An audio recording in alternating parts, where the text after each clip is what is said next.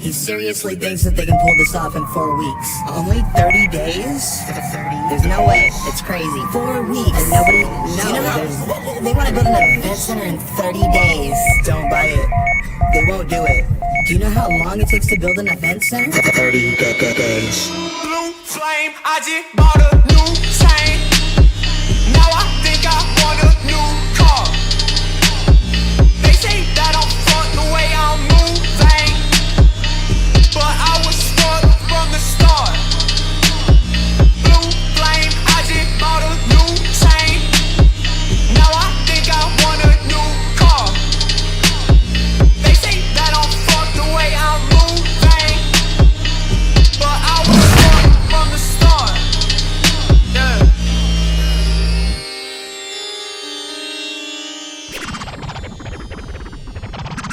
Get on my level, huh? What? Get on my level, huh? You can't. Get on my level, huh? You can't. Get on my level, huh? It's Trio Bill, huh? It's Trio Bill, huh? It's B&B, huh? Let's go. Let's go. Let's go.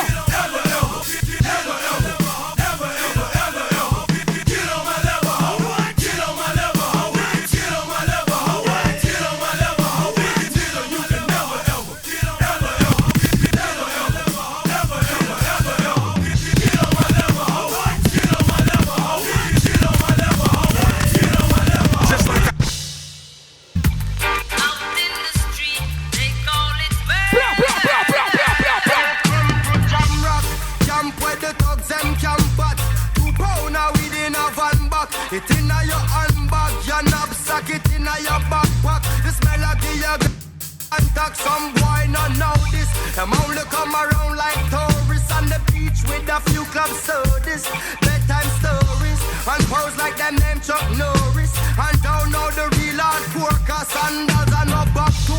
The thugs them with do where them got to, and won't think twice to shot to. Don't make them spot you unless you carry guns a lot to. A beer tough thing come at you when trench town man stop laugh and block off traffic. Then them wheel and pop off and them start clap it. With the pin file long and it a beat rapid. Police come in a jeep and them can't stop it. Some say them a playboy rabbit. Funny man a get dropped like a bad habit. So no bother post up if you don't have it. Rastafari stands alone. Yeah. Hey.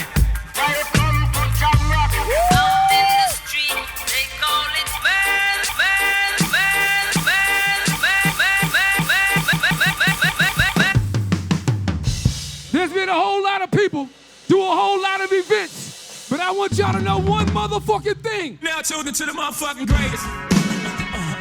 Yeah. Turn the music up in the headphones.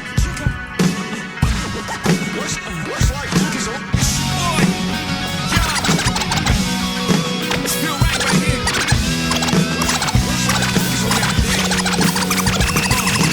Feeling like a man, nigga, go on, put your shoulders off. Ladies is pimps too, go on, put your shoulders off. Niggas is crazy, baby, don't forget that boy told you kid. Back, turn up your shoulder, you got a kid. Back, turn up your shoulder, you got a kid. Back, turn up your shoulder, you got a kid. Back, turn up your shoulder, you got a kid. Back, turn up your shoulder, you got a kid. Take me down to paradise where the grass is green and the girls are pretty. Oh, won't you please take me home? Yeah, yeah. Take me down to the paradise where the grass is green and the girls are pretty. Take me home. H to the ISO. G to the his name. When she do my nipple, used to dribble down the beat. H to the ISO. B to the ISA. That's the anthem. Get your damn hands up. H to the ISO. B to the ISA. Not guilty. Y'all got to. H to the B to the. That's the anthem.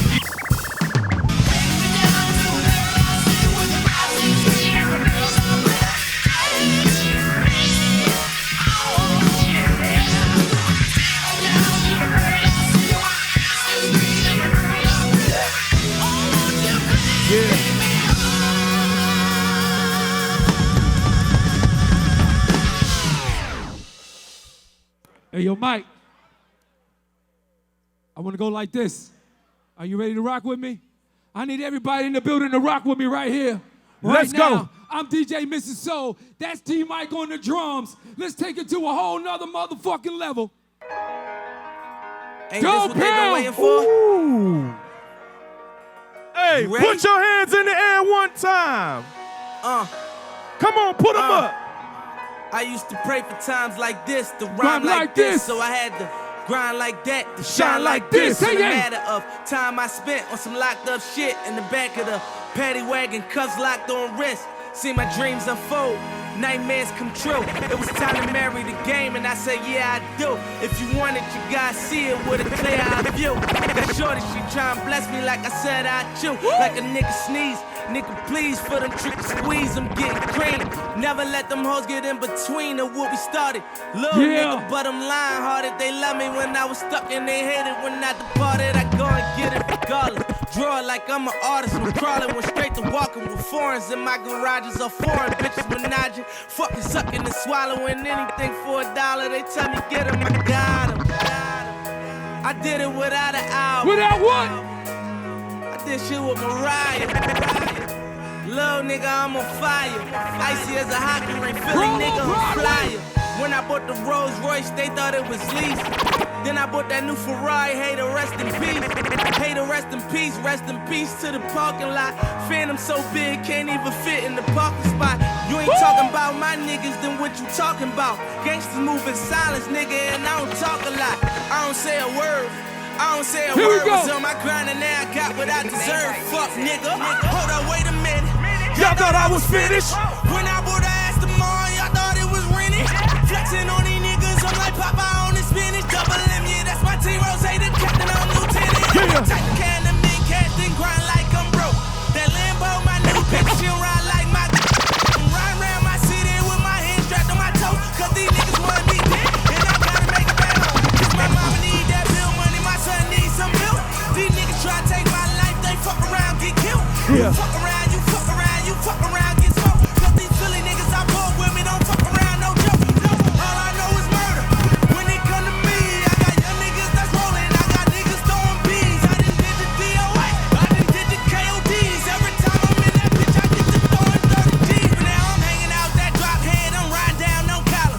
They let my nigga earn back home, that young nigga be wildin'. We young niggas, we mobbing, like Batman and with Robbie. This two-door Maybach, with my seat on reclining, I'm like, real nigga, what up? Real nigga, what up? If you ain't about that murder game, then pussy nigga, shut up. If you dip me in your rest, I get your pussy ass stuck up. When you touch down in my hood, no, that tour life ain't good. Catch me down in MIA, and that heat game on wood. With that Puma life in my feet, like that little engine I could. Boy, I slide down in your block, bike on 12 o'clock. And they be throwing deuces on the same nigga they watch. Bring it home. King of my city, cause I'm still calling them shots. And these lames talking that bullshit, the same niggas that same nigga from First Street with them that break that lock. The same nigga that came up and I had to wait for my spot. Hey. These niggas hating on me. Yeah. Hoes waiting on me. Yeah. Still on that hood shit, my Rolls Royce on E, they gon' remember Me. I say remember me. So much money at your friend turn to your enemy. Me. And when this beef, I turn my enemies to memories. We them bricks, they go for 40, ain't no to the key. Hold up, broke nigga turn rich. Love the game like me. And if I leave, they dumb pretty hoes gon' still suck my dick. It was something about that rollie when it first touched my wrist. Had me feeling like that dope boy when he first touched that brick. I'm gone. Yeah.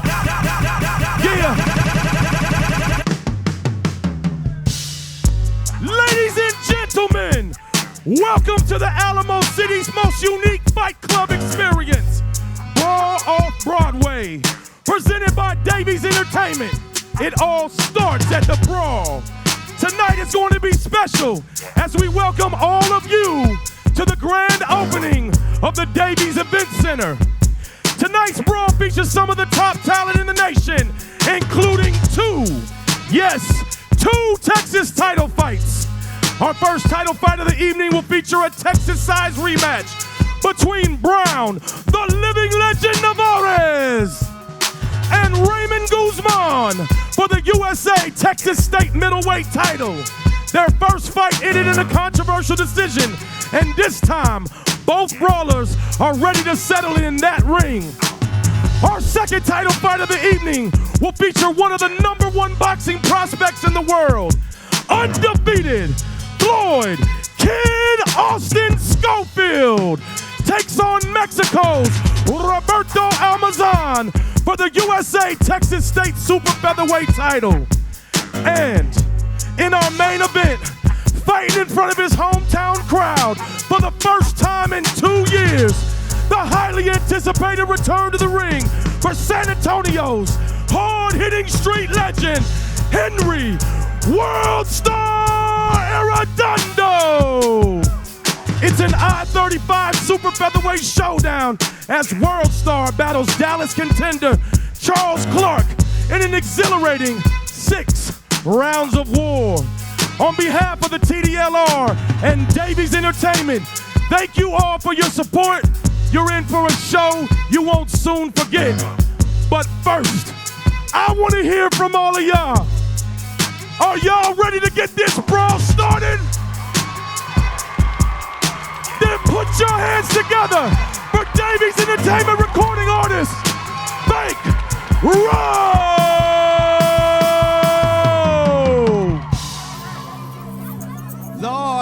Lord told me.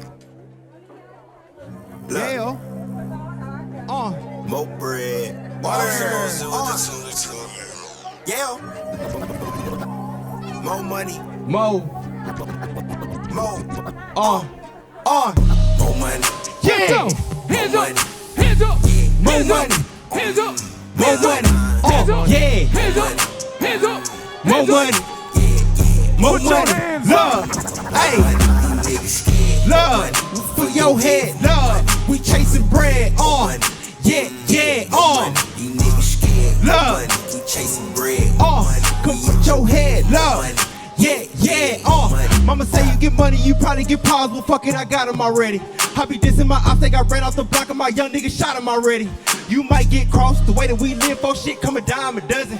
Might call me fam cool, I'm not a damn fool and I don't trust my cousin. Look, we be paper chasing down with that stick, then face him.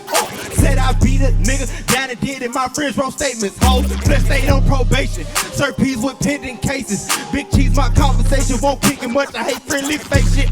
Yeah.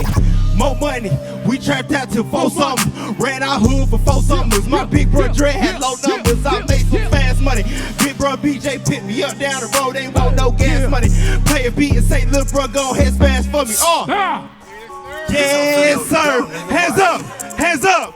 Everybody hands up one time. Put your hands up. Left to right. Left, right. Left, right. Left. Let's go. Bristol 7 C's. Necklace on sit like Billy D. Pop my. Spent the quarter key. 2-3 stacks on lawyer fee. 4 round me strap. We don't let one beat yo. Lay round, get body. Fuck you mean, grew up round. Don't trust nobody, cause I'll probably rob somebody. Close to up at that 30. Let it sing. Yeah. Took my love. Yeah. Not for real, no space, no cap, no, we don't got no space for that. See my partner bust a move deep down, knew he won't make it back. See my bro them on the news and just knew ain't no saving that. See this op spit the block and he popped them, but he prayed for that. Nigga, this street life ain't no hoe, no joke, you gotta be made for that. Gon' do what the who, don't be no foolish niggas in grades for that. Take your tape and shave it back, my little niggas get paid for that. All my niggas is stone cold killers and ain't gorillas, no change in that. Yeah! Hands up, San Antonio, y'all ready?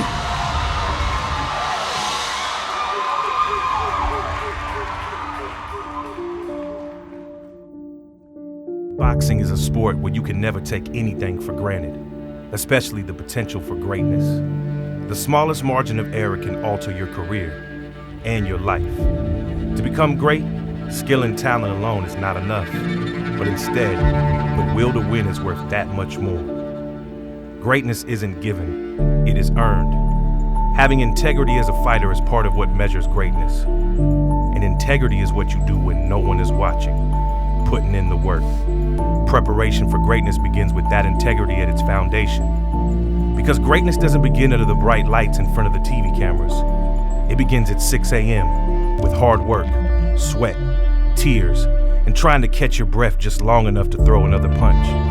Day in, day out, even when no one is watching. That's what makes greatness.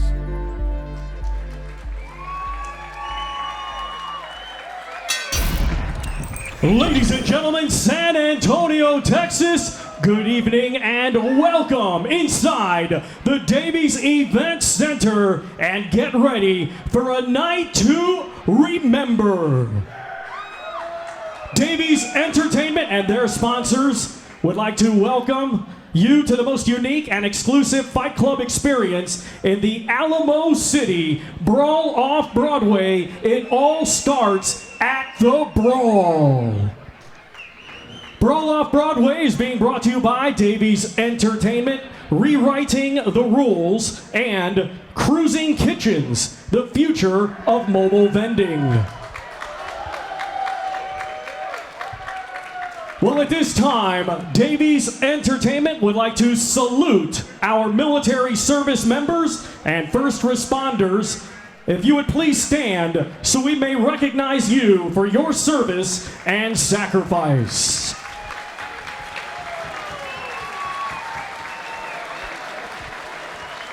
Thank you very much for your service and sacrifice. Well, we now ask that you all please stand and remain standing as we welcome John Hernandez for a special rendition of our national anthem.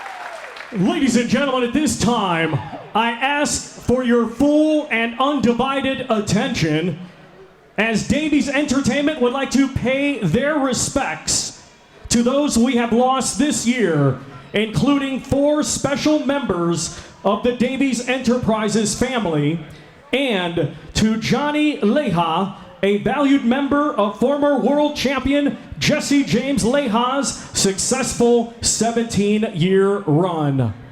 We now ask for a moment of silence as the timekeeper tolls 10 in memory of these great people.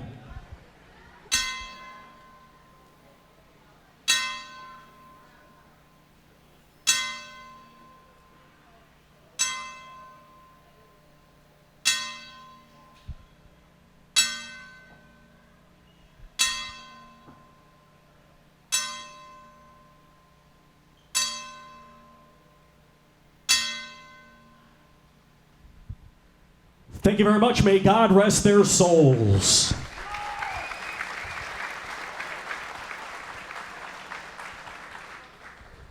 Let's first welcome to the ring, fighting tonight out of the blue corner, Jacob Landon.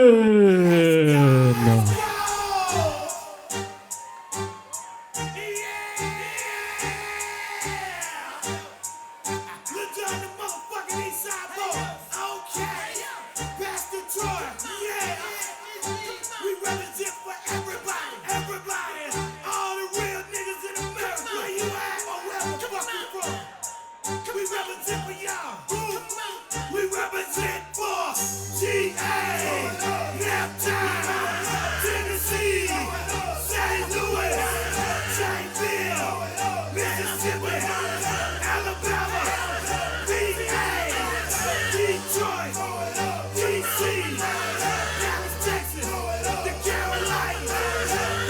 Well, good evening, everyone, and welcome as you are seeing this broadcast of what is going to be an incredible night of boxing as we have our first opponent making his way to the ring in Jacob Landon. Let me welcome you all here to the Brawl Off Broadway here at the Davies Event Center in San Antonio, Texas. I'm Justin Simmons, your lead commentator for tonight, and man, it is an exciting night because I'm joined by some awesome people here ringside.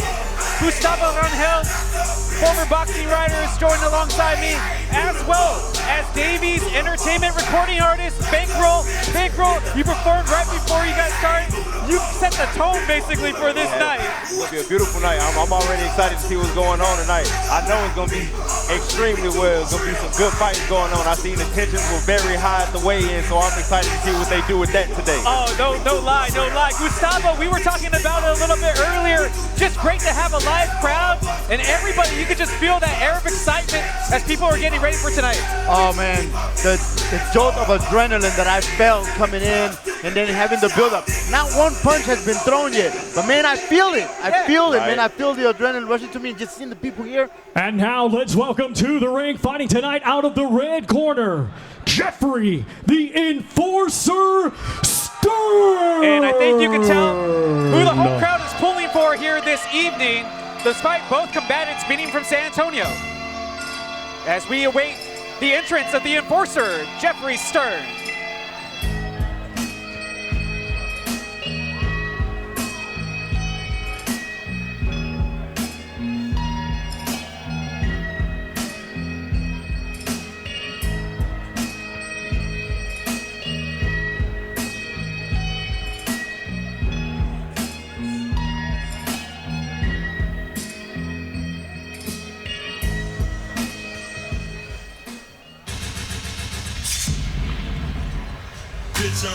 Pull up a cup, fill the Swiss with good and fire it up so I can get on my thoughts. Let's get high. More money, more problems, they say that's how it is when you live like a boss.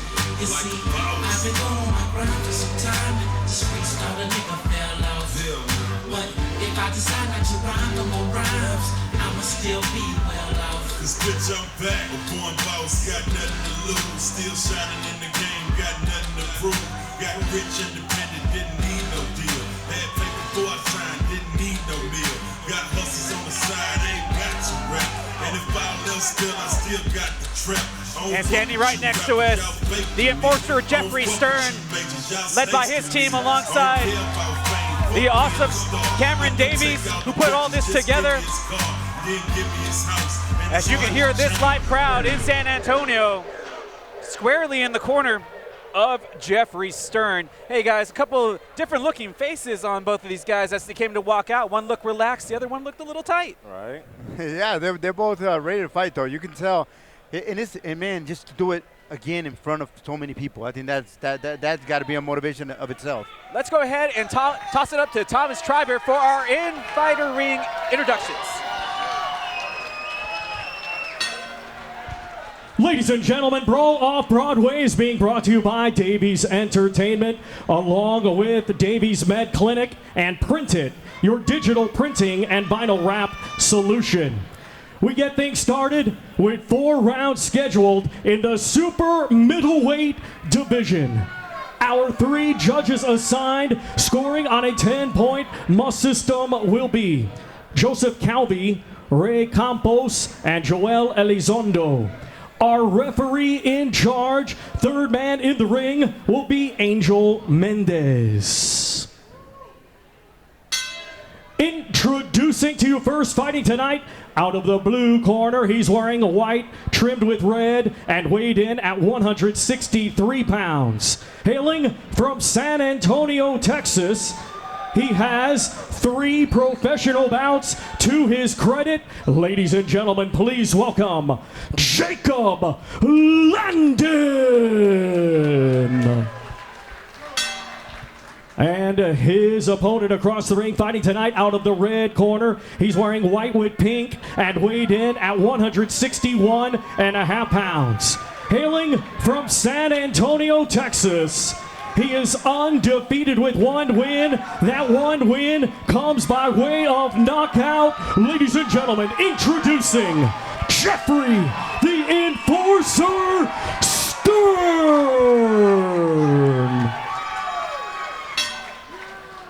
And we will get our rules here. Gentlemen, you were given the instructions referee. of the dressing Bankreaux, room. it seems Protect like you yourself at all already times. know who Obey you're my rooting commands for at all this times. evening. Good luck. Touch him up. Just my guy. He's my guy. And as you heard, this is his second fight, but he's definitely ready for it. Definitely prepared. A terrific point. This fight, they've been trying to make this fight happen at least 3 times. Finally, the 3rd time's the charm. These guys are going to do more than just touch gloves. I expect that we're going to see some fireworks as we get ready. The Enforcer has been waiting on this one. That's what I've been hearing, but we are getting set for round number 1 of what should be an exciting night. Here we go. A little sportsmanship to get us started with that touch. And as we're right next to the corner of Jeffrey Stern.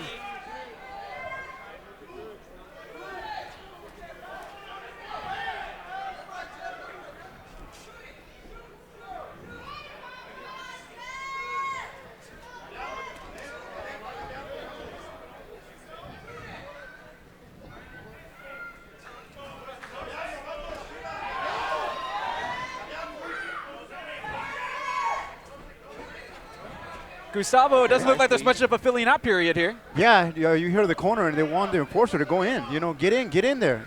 Push the action. Both gentlemen wearing similar colored trunks. It's Landon in the red trim with the white.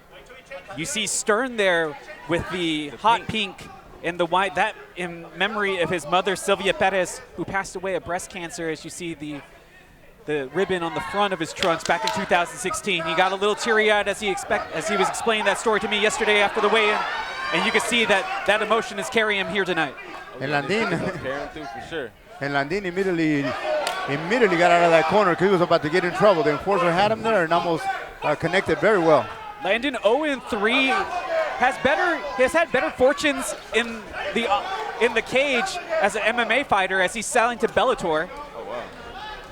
So he does have definite skills, but boxing, he just hasn't been able to find the W column just yet, but maybe tonight could be his night. I don't know, man. But this is just round 1, about halfway through now, as Stern able to reach in with the right to connect right to the stomach. Oh, heavy blow from Jeff. Yeah, now he's connecting right and left and has some good space in between them. It seems like he's found the range early here, Gustavo. Yeah, especially with that right, man. He's going with that right, but he's in trouble now. He's in a little trouble. Yeah, it looks like Landon must have heard us as he pushed him up against the ropes, but here comes Stern. Nice. And Landon in caught trouble. Nice. Get back in there. He's wobbly. He's trying to. He's hurt. Oh, man. And you can see it. He is on top of his head. He will not let him move. That's what you're supposed to do. Get on top of that. Oh, he's in definite danger. You can see he was staggered a couple of times in this fight early on in round 1 now for Landon. Only the first round. Jeez. Landon has been knocked out in round 1 in his last fight back in 2019. And he got caught coming out of that attack from the Enforcer. Oh, he catches him again. You could hear it. 10 seconds left. Oh my goodness. He could finish him here. Shot. But Landon smartly dances away from the danger and he's just looking to survive. Jeff looks dedicated to put him down. Wow, what an opening round to our opening fight here tonight. Real quick, fellas, let's take a look at the tail of the tape for both of these fighters.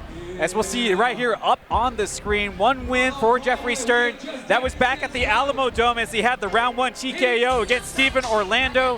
And as you saw just moments ago, Landon still looking for his first win. But after round 1, Gustavo, what do you think?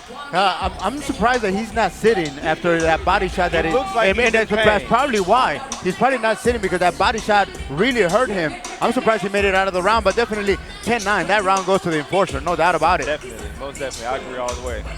Now, the Enforcer's also breathing extremely hard after that round. Let's hope he didn't punch himself out because he really went after it in that first round. Yeah, it looked like he tried to close it out there at the end of round 1, but he wasn't able to do so. If Landon can catch his second win, we might have a really interesting fight on our hands here. Most definitely. Yeah, let's see Landon recuperated from that blow, man. That blow really, really hurt him. to the body. Yeah, you can see Landon, he has his mouth open. He's already breathing hard, but he's moving well to start things off. Is he dancing? Okay. A little footwork. I mean, it's not as smooth as you, Bankreaux, but he's moving. Not as smooth at all. Oh, a little bit of switching going to the southpaw. Oh, it might not be enough. But you hear the words of the corner here next to me from the enforcer.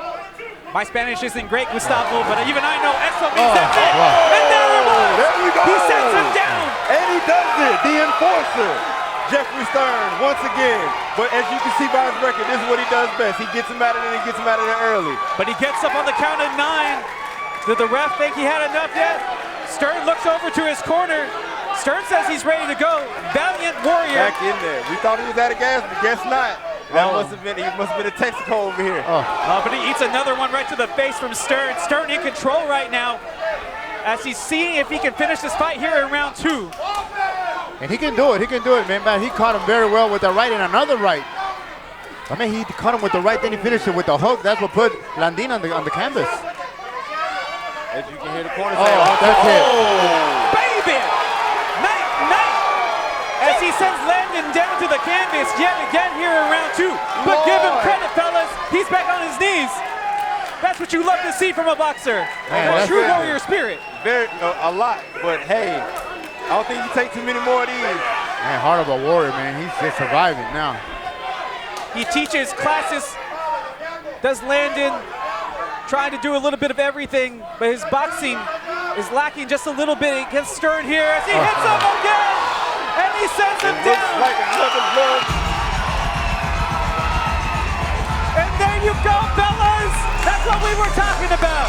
Getting the tone set tonight, and Jeffrey Stern, the enforcer, enforcing that he is just that good with his second win of his career against Jacob Landon.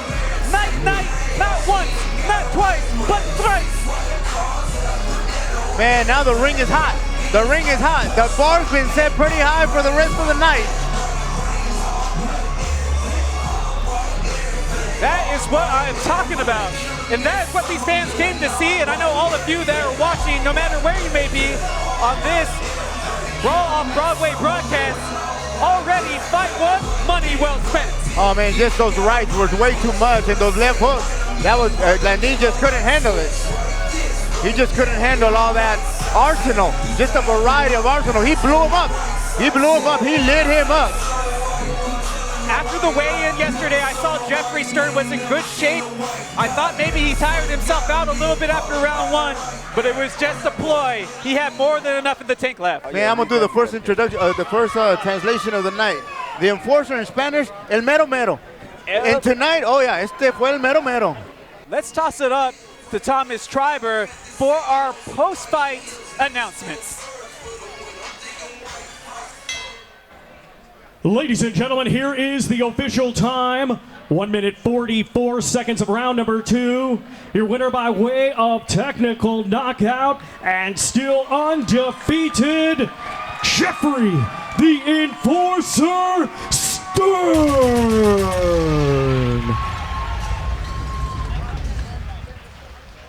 Give both guys credit, though. Neither one of them held back, but as soon as Stern took over, he just brought the pressure. And when you're getting smothered in bunches like that, it is so difficult to find some breathing room. Yeah, just the enforcer's corner was just so persistent, man. Get inside. You saw Landon trying to keep him off with the jab, but it just didn't work. He was just here tonight to enforce things, and he did it. I believe it was those early body shots that took the gas out of him. That's a great point, because those hands came down real quick. And in the second round, he really took some damage to the face, and he wasn't able to recover. Yeah, those rights that he connected Landon with, but give him a lot of credit. I mean, not anybody gets up from those, and this guy got up twice.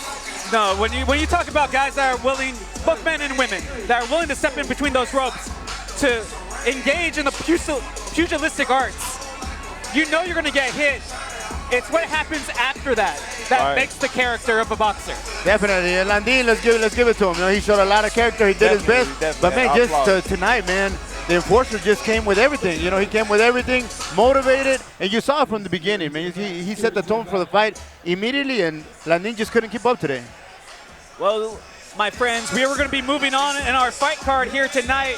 It is the lone women's fight on the card, and it's interesting because we just saw Jeffree Stern. We will be seeing his wife here in action. The only time I've ever seen a husband and wife on the same card. Oh, yeah, I never seen that, yeah. So history tonight. Yeah, seeing it all here first, thanks to Davies Entertainment. A lot of firsts. Not just bringing Bankreaux and what he brings to the table, and his music and his flavor, and all the great entertainment around us, but the fights inside the ring here tonight too. And I hope the people that are watching this are feeling this vibe, right? Because I mean, you got the DJ going, a drummer next to him, and then the people are just anxious to see fights. And then we see a fight like the first one, man. Oh man, we're in for a night. That's a beautiful way to start it off. Yeah, we're in for a night. We'll have pretty girl Brittany Cruz squaring off against La Fiera, Paola Torres. And what a fight basically is for Torres trying to get back into that upper echelon of the World Championship picture. She has had a couple of opportunities, once at WBA Gold, just coming up a little short. So she is hungry to get back to the top. Currently the second-ranked fighter in Mexico. We are going to see a really good fighter here soon. Yeah, definitely a person that everybody knows in Monterrey. That's where she's from, La Fiera, the Beast. Yeah. That's what it is. Así que we'll see tonight what she brings, but definitely you're right. This is an opportunity to get back on the path, because definitely she's gotten into some trouble, and if she wants to get back up there tonight, she's got to make a statement. Most definitely. Bankreaux, you're originally from the ATL. Yes, sir. Born in Louisiana, but Atlanta is the home that raised me since the age of 2. So, you know, I've seen plenty of fights, if you ask me. That's what I would assume. That's what I was asking for. I was like, oh, man, if anybody knows the fight game, it's Atlanta. Most definitely. This is high school lunch hour for me. This is nothing. I love it. You made history, Jeffree, the first to win inside the Davies Event Center. How does it feel? I can't describe the feeling. I'm so thankful for Cameron, the whole Cruz and Kitchens family, the Davies Entertainment family, all my team, my wife who supports me, everybody who showed up to support this event. I'm eternally grateful, and I'm super glad to get my second win. Hey, you got your second win. You've been training hard. What's next for Jeffree Stern? October 23rd. Straight up, huh? October 23rd, we're fighting again. I'm going to come back. I'm super happy. Thank you guys for coming. Stay tuned for the rest of the card. Outstanding fights coming up. San Antonio, Jeffree Stern. Well, you heard it there. October 23rd is slated for the next Davies Entertainment boxing card. Brawl Off Broadway continues. Let's first welcome to the ring, fighting tonight out of the blue corner, Brittany, Pretty Girl Cruz. Welcome back, everyone, as we are here in San Antonio, Texas, at the Davies Event Center, aptly at the Brawl Off Broadway, as it's located just off of Broadway here in San Antonio. Our lone women's fight of the evening, as pretty girl Brittany Cruz makes her way to the ring. Justin Simmons alongside Gustavo Rangel. Our third man in the booth, Bankreaux, roaming around the event center, but we expect him to be back at some point. And now let's welcome to the ring, fighting tonight out of the red corner, Paola La Fiera Torres.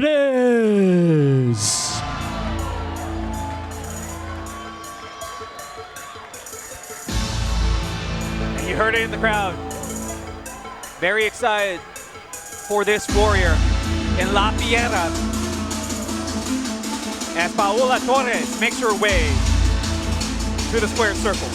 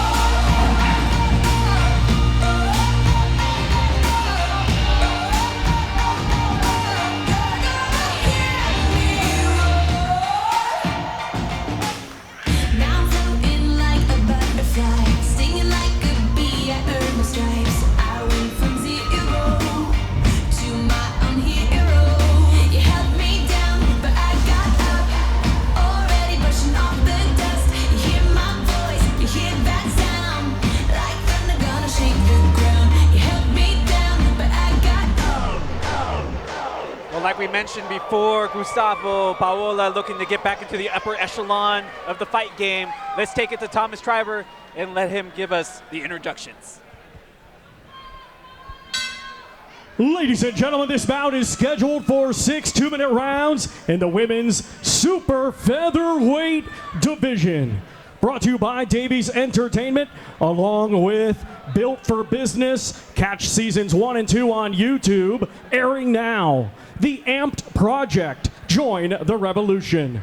Our 3 judges assigned, scoring on a 10-point must system will be Joseph Calvi, Ray Campos, and Gino Garcia. Our referee in charge, third person in the ring, will be Anthony De Los Santos. Introducing to you first, fighting tonight out of the blue corner. She comes to the ring wearing gold with black and weighed in at an even 130 pounds. Coming to us from Denver, Colorado, she brings a professional record consisting of 12 wins, 12 defeats, 2 draws, with 2 wins coming by way of knockout. Ladies and gentlemen, please welcome Brittany, Pretty Girl Cruz.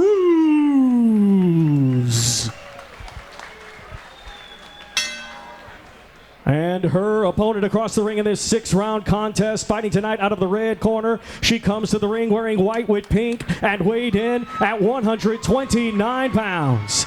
Fighting out of San Antonio, Texas, by way of Monterrey, Nuevo León, Mexico. She has a professional record of 12 wins, 6 defeats, 1 draw. 4 of her 12 wins come by way of knockout. Ladies and gentlemen, introducing Paola La Fiera Torres.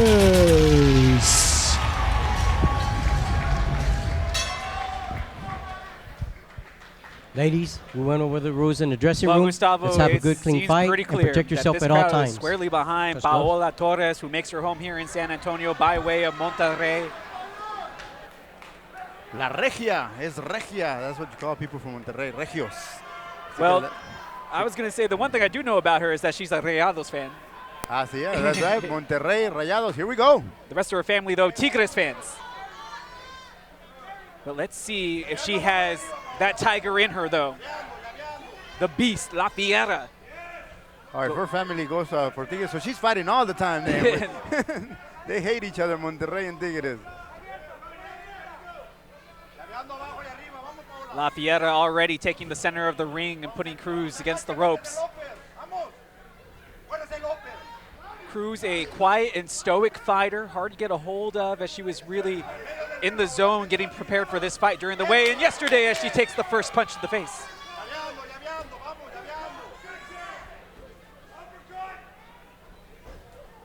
And you can see she's pushing the action, La Fiera is. And that's what she has to do. I mean, she's the one that needs this win. That is correct, my friend. As we had talked about before, that round 8 unanimous decision loss to Carla Torres last time out earlier back in May. That was for that vacant ABF USA female super featherweight title. And then coming up short in the 10-round decision against Jelena Marjanovic for the WBA World Female Featherweight title. So, I mean, this is a fighter of high caliber, the 3rd-ranked fighter in Mexico. As she catches her right there with the right and continues to push the pace. And that's what her corner wants. Her corner wants her to come in, but they want her weaving. They just don't want her coming in straight. Because Cruz is connecting a couple of jabs on the way in. La Fiera's got to be more careful as she goes in. You see Cruz, she's just trying to use her arms and elbows, get enough distance. As look who's back. Bankreaux in the house once again. As I knew you couldn't miss this one as you saw both of the ladies starting to let the leather fly. Had to. And that's the end. They getting in there. Oh yeah, no love lost between these two as both of them pushing the pace early on. Let's go ahead and roll to the tail of the tape for both of these fighters. As we'll get a look at the record for Paola Torres and for Brittany Cruz. But let me ask you, Gustavo, as we see that tail of the tape come about, how do you feel about the performance for Torres to start off round 1? I think she did well. I think she could have done more. But you know, at the end of that round, she caught Cruz with a really good hook to the body, and I think Cruz still recovering from it. Let's see how Cruz comes out in the second round, because it was right at the end that caught her really, really good to the stomach. So let's see how she comes out in this round. But if Torres sensed that, look for Torres to come in really strong. Remember, these are 2-minute rounds, as this is the start of round number 2. Lafayette in that mermaid-style bottoms. And she takes a shot to the right, but she comes back with a couple of her own. Cruz not backing off despite having trouble in round 1.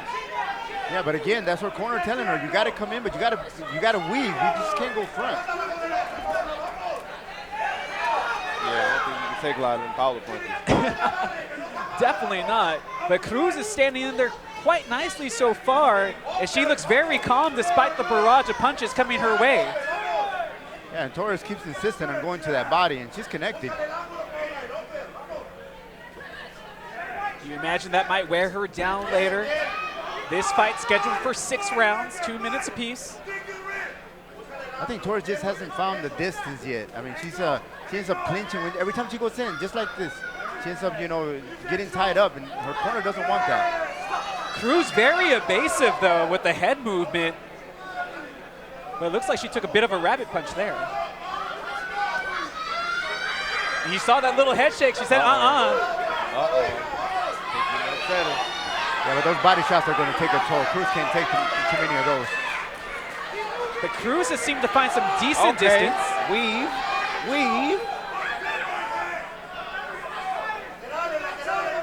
But like a true Mexican warrior, Torres just standing in the pocket and letting it fly when she can. And again to the body, she just keeps insisting. She's going to stay on the game plan. That probably was it. Come in, go to the body, and then work her later on in the later rounds. Very smart there. She went from the bottom to the top and connected both times on Cruz.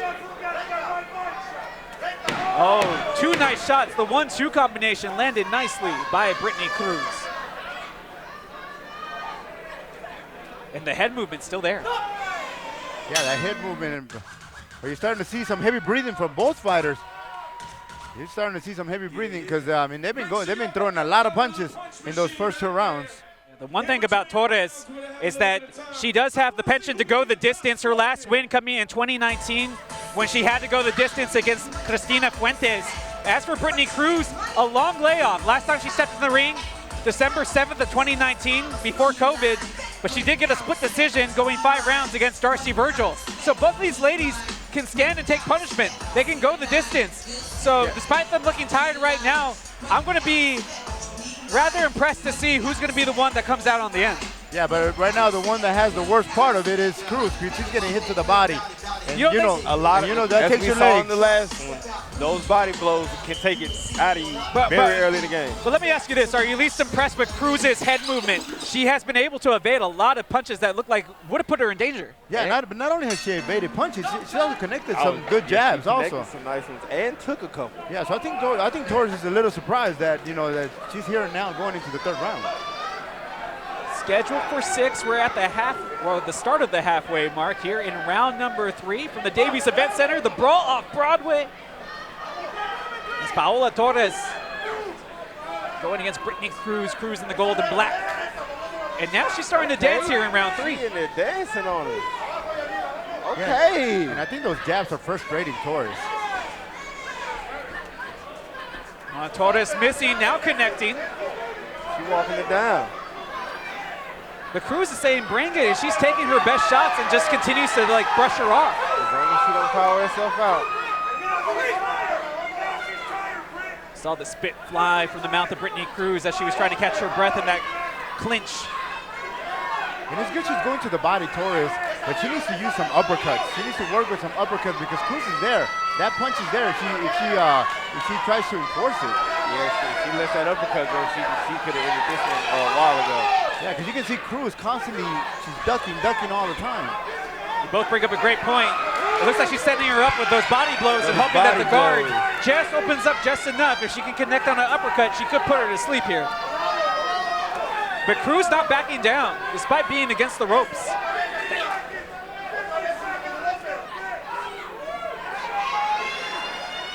Head movement still solid. Yeah, right there she tried to throw an uppercut, but she wasn't set. Need some more power in that uppercut. Yeah, she wasn't set. She's connecting on that short right cross as Cruz. It's just that there's no power behind it to knock Torres off the path. Oh, but she keeps on digging in. I can imagine her kidneys are going to be hurting tomorrow. As Paola Torres is just like a true beast. It's just continued to be on the pounce here. Yeah, and Cruz doesn't want to be there. That's not the place she wants to be on the ropes. She needs to get out of there. Yeah, that's not a good area to be in. Especially not with a fighter like Paola. She is very fierce and intense on it and not giving up. From bell to bell, she is literally giving it everything. Good sportsmanship shown there at the final bell of round number 3.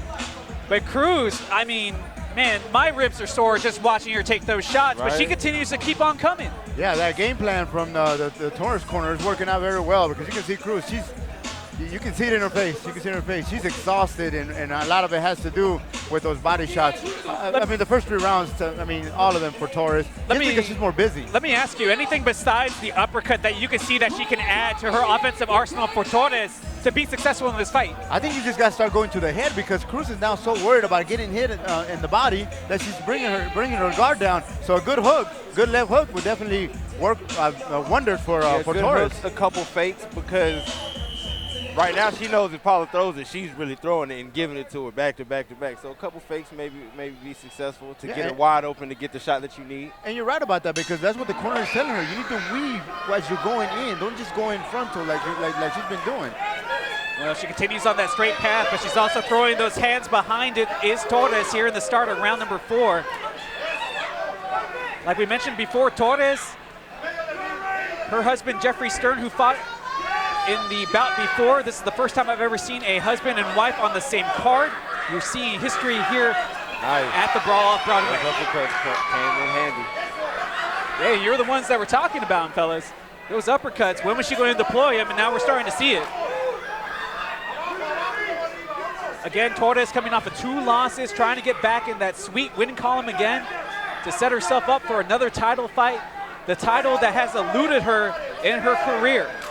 And Torres is starting to work very well from the center of the ring. She's doing so well in that aspect. She's working with the jab. She's going to the body, and she's doing it just like her corner is telling you.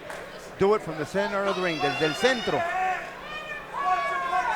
And another warning, because she keeps ducking too much Cruz's. You saw her, she took another shot to the left, and those are starting to hurt. And there was the uppercut, she slipped it in with the right. They got it right in there.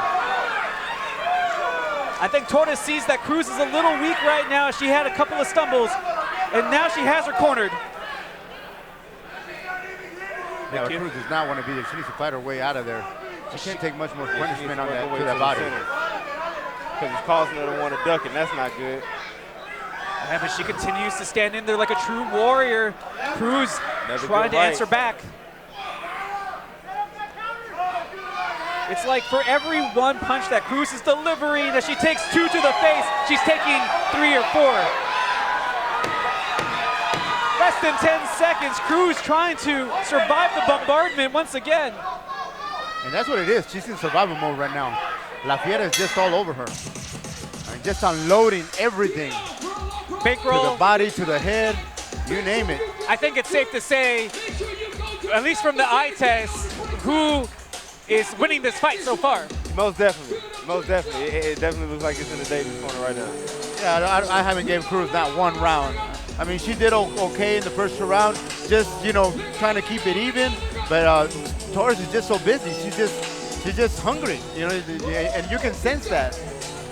Yeah, she told me during the weigh-in yesterday that was very important for this fight to her honor and her integrity, because she just felt that she needed to get back on that path because she's so close to greatness, and she knows it. Yeah, she had to make a statement tonight, and she's making it right now. Now, what will cap it off? Definitely. What will top it off? Definitely a knockout. And Cruz is there. Cruz is there for the knockout. We'll see if La Fiera can devour her.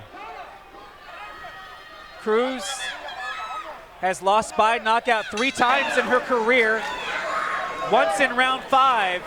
So she had survived round 4. as we're just this round and one more until we have to go to the scorecards. As for Paola Torres, she is 6-0-1 in fights scheduled for 6 rounds. Oh, nice, Torres. Nice. Look like she's trying to put this one away, fellas. Man, she unloaded like a 10 to 15 punch combination. Man. Golly. Definitely punches in bunches, and they continue to connect as the cries of Soull continue to ring from her corner. And Cruz looks hurt. She's uncomfortable. Again to the body, trying to slip that right uppercut in. The game plan coming to fruition for La Fiera. I know this is going to sound kind of weird, but you know, you see the attack, you see the variety, the arsenal of punches that La Fiera has. But right now what she needs is a little patience. Right. To wait for something to open up to really hit her. Yeah, to really hit her with something that'll put her on the canvas. You can see Cruz, he was a little slow to duck the last punch. He ties up, trying to get some wind back into those lungs. But she has taken loads of punishment, especially to the kidney side of her body. Right. And she gets another one. I've definitely noticed that. I think the game plan of Torres and how she's been so fierce and on top of Cruz has been hard for her to actually find the game plan. At that point, it seems like Cruz is just merely surviving each and every round. That is the plan right now, as the spit continues to fly from her face, as she continues to eat those punches to the solar plexus. And you can see the conditioning from La Fiera. She like ran across the ring to go find Cruz again. She has not stopped a freight train, knowing what this performance means to her. And the crowd ringside, they're loving this fight. Hey, that one was something. But look at Cruz, man. Look at that face. You can see she's in pain, but that's a true warrior. She has not backed out, despite the trouble she's been in. Yeah, and I mean, this last round was probably the worst one. I mean, she just got hit with everything, I mean, if you're her corner, you know that this fight is in the hands of the judges going towards Paola. What can you tell your fighter with 2 minutes left? I think you ask her if she wants to keep going. I mean, I think that's what you do. You ask her if she wants to keep going. You did a good job. Stay on your feet. Man, there's nothing more she can prove to us, man. She's taking a lot of punishment. Definitely she's a warrior. Definitely man, there's nothing she needs to prove anymore, you know? Well, she's definitely earned her paycheck here tonight. That is for sure. Well, you know, you can't tell fighters that, man. They have that heart. You know, they have that pride. And sometimes you got to protect them from themselves. You know what I mean? That is true. Well, fellas, let me tell you this real quick here in the last round. Last round, round 6. Did you know that Paola Torres is a certified chef? Oh, wow. Yes, she was a certified chef.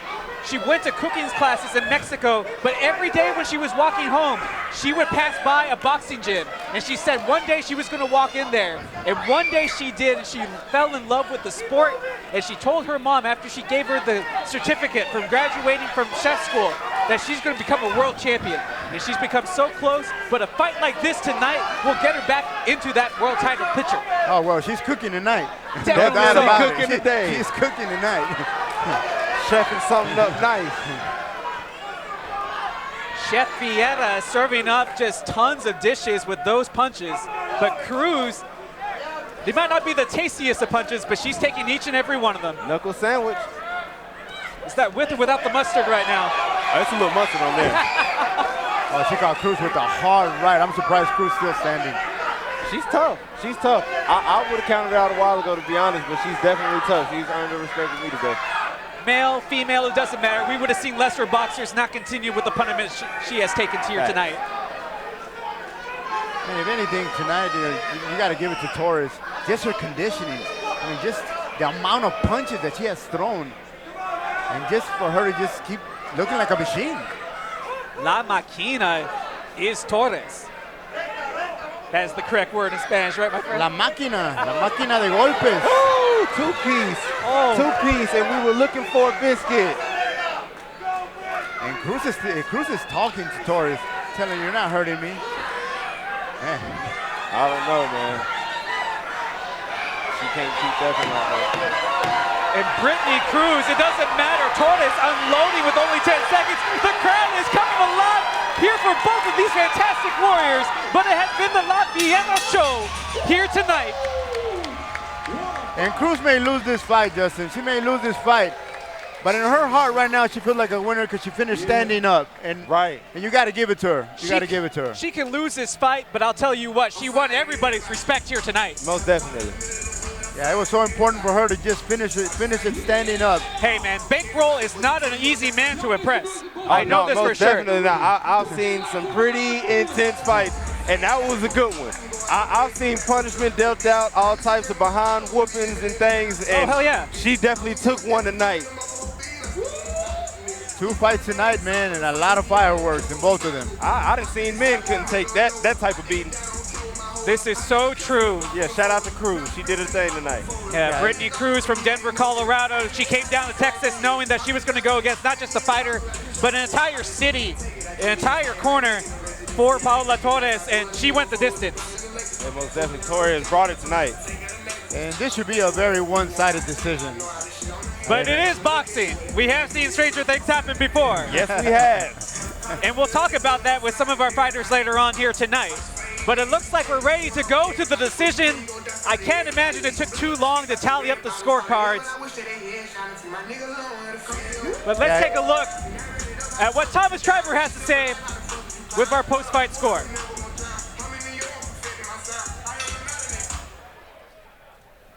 Ladies and gentlemen, after 6 2-minute rounds of boxing, we go to the judges' scorecards, and all 3 judges, Joseph Calvi, Ray Campos, and Gino Garcia, are in agreement. They all score at the same, 60-54, all in favor of your winner by unanimous decision. De Monterrey, Nuevo León, México, Paola La Fiera Torres. Well, Gustavo, just like her namesake, the Beast, I mean, she just brought it from bell to bell. Consistent pressure, no breathing room for Cruz. And this crowd definitely loving what Torres brought tonight. Yeah, definitely. The crowd wanted to see that. They wanted to see La Fiera devour her opponent, and that's exactly what she gave them. And wow, what a crowd tonight. I mean, you can sense the amount of people from Monterrey here, and with that beautiful flag celebrating this win that she needed so much for her career. Not just for San Antonio, but for El Tri as well. And another bit of history for us, because I've never seen this before, but a husband and a wife, both on the same fight card, both getting victories on the same night. That is crazy. That is crazy. I've never seen that before. Never heard of it, never seen it, but brought to you by Davies Entertainment, only like they can, here at the Brawl Off Broadway. How we doing? Brawl Off Broadway! Come on, make some noise, un grito! There we go. Paola Torres, ¿cómo te sientes ser la primera mujer adentro del nuevo Davies Entertainment aquí, Event Center esta noche, y ganar en frente de esta audiencia?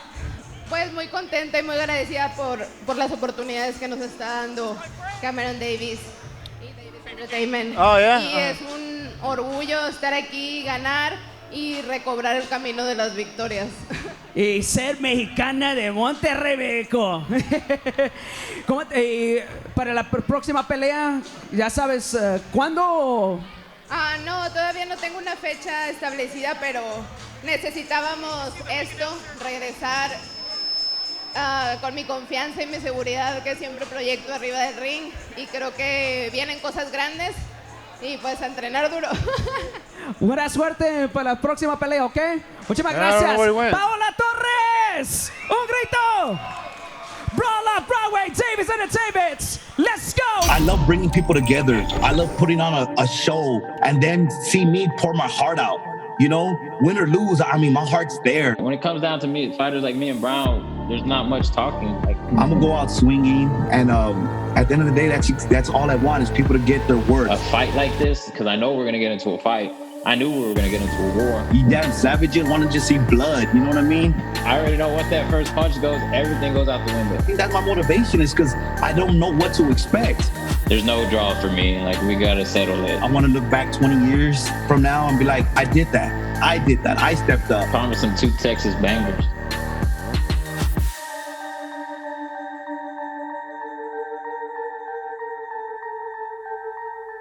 Brawl Off Broadway continues with a rematch Let's first welcome to the ring, fighting tonight out of the blue corner, Raymond Guzman.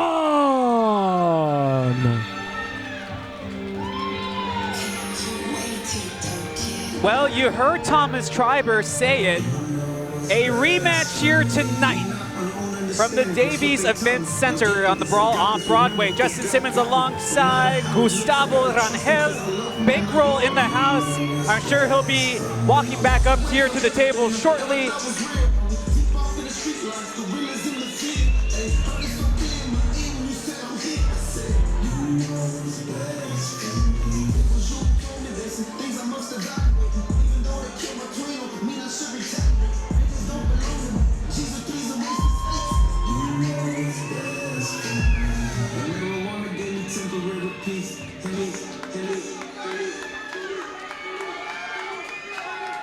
And now let's welcome to the ring, fighting tonight out of the red corner, the living legend, BRYAN Novores.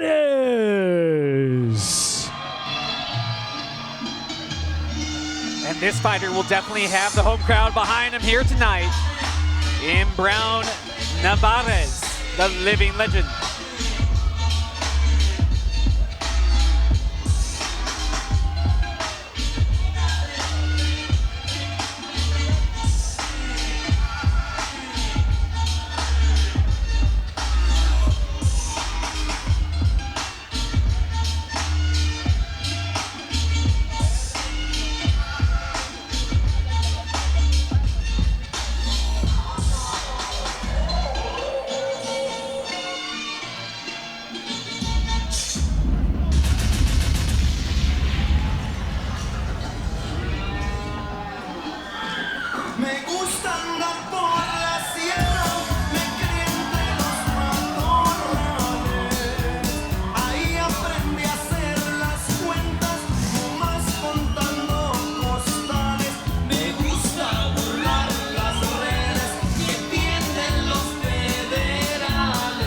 Sing along if you know the words, because I know the crowd here in San Antonio does. La leyenda viva, coming out to Jefe de Jefes, de los Tigres del Norte. Hey man, they're one of my favorites.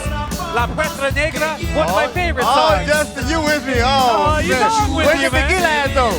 That's what I'm talking about. Where's the tequila? We gotta tell the fellas in the back to bring us out the tequila shots. Maybe we can get Bankreaux to bring us some tequila when he gets back. But now, with the Tejano music, with Los Tigres del Norte, it feels like a real fight night. It feels like a real fight. And we'll see tonight if Novores is el jefe de jefes, if he's going to be the boss tonight against Guzman, who looks down, man. He looks down. We couldn't determine a winner last time these two met. Let's go to Thomas Trieber for this rematch introductions. Ladies and gentlemen, this bout is scheduled for 6 rounds, and it will be for the vacant USA Texas State Middleweight Championship. Brought to you by Davies Entertainment, along with Davies Boxing and Fitness, your one-stop shop, and Cruising Kitchens, the future of mobile vending. It is sanctioned by the Texas Department of Licensing and Regulation Executive Director Greg Alvarez. Our 3 judges assigned scoring this championship contest on a 10-point must system will be Joseph Calvi, Ray Campos, and Joel Elizondo. Our referee in charge, third man in the ring, will be Angel Mendez. Introducing to you first, to my right, fighting tonight out of the blue corner. He comes to the ring wearing blue with white and gold and weighed in at 158 pounds. Coming to us from Austin, Texas, he brings a professional record consisting of 3 wins, 3 defeats, and 1 draw. Ladies and gentlemen, please welcome Raymond Guzman.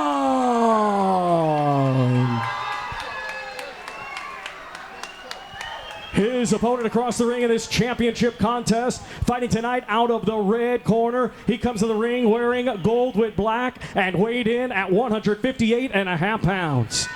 His professional record, 7 wins, just 1 defeat, 1 draw. 3 of his 7 wins come by way of knockout. Ladies and gentlemen, from right here, San Antonio, Texas, here is the living legend, BRYAN Novores.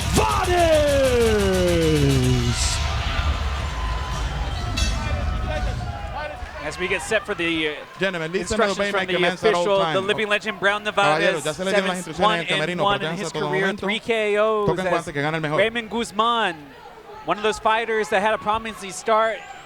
Life kind of, we all have those issues, ran into some trouble, now trying to make it up on the back end. But this rematch, and it's for the vacant USA Texas State Middleweight Championship. Something on the line, baby. Title belts on the line, a lot of pride on the line. Bankreaux's back. Yes, sir. Yes, sir. Good to see you back. We were hoping for some tequila shots from you. No, we can't do that around here on the ringside. If we could, though, please believe I would have hinged y'all up. Woo! Oh, yeah, this is for all the marbles here, if y'all don't know, fellas. I'm pretty sure y'all already spoke on it, but this is a grudge match, and it looks like it. Last time they went 4 rounds, couldn't decide a winner, as it was a majority draw. This time scheduled for 6, those championship rounds, because there's a championship on the line as Novores digs in with that left. Great start from Guzman, working with that jab. Novores kind of came in trying to set the tone, trying to overpower him, but man, that jab from Guzman put a stop to that. Guzman, a very humble fighter.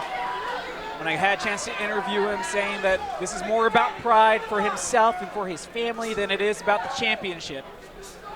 And you have to respect that when it comes from a warrior like him.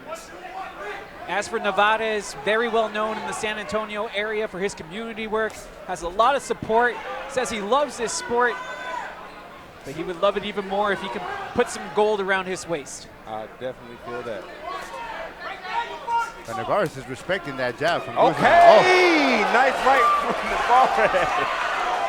Go ahead, bro. Sometimes you just gotta let it swing and hope it connects, and it does. What? Let that thing fly. And that respect I was talking about, it just went out the window. The Guzman is a cagey fighter trying to settle back in, as it seems the cock of the walk and the living legend BRYAN Novores seems to kind of have Guzman where he wants him. Right, he's working the body, but every opportunity he gets to go to the top, he definitely takes it, and he's trying to capitalize on what it looks like to me.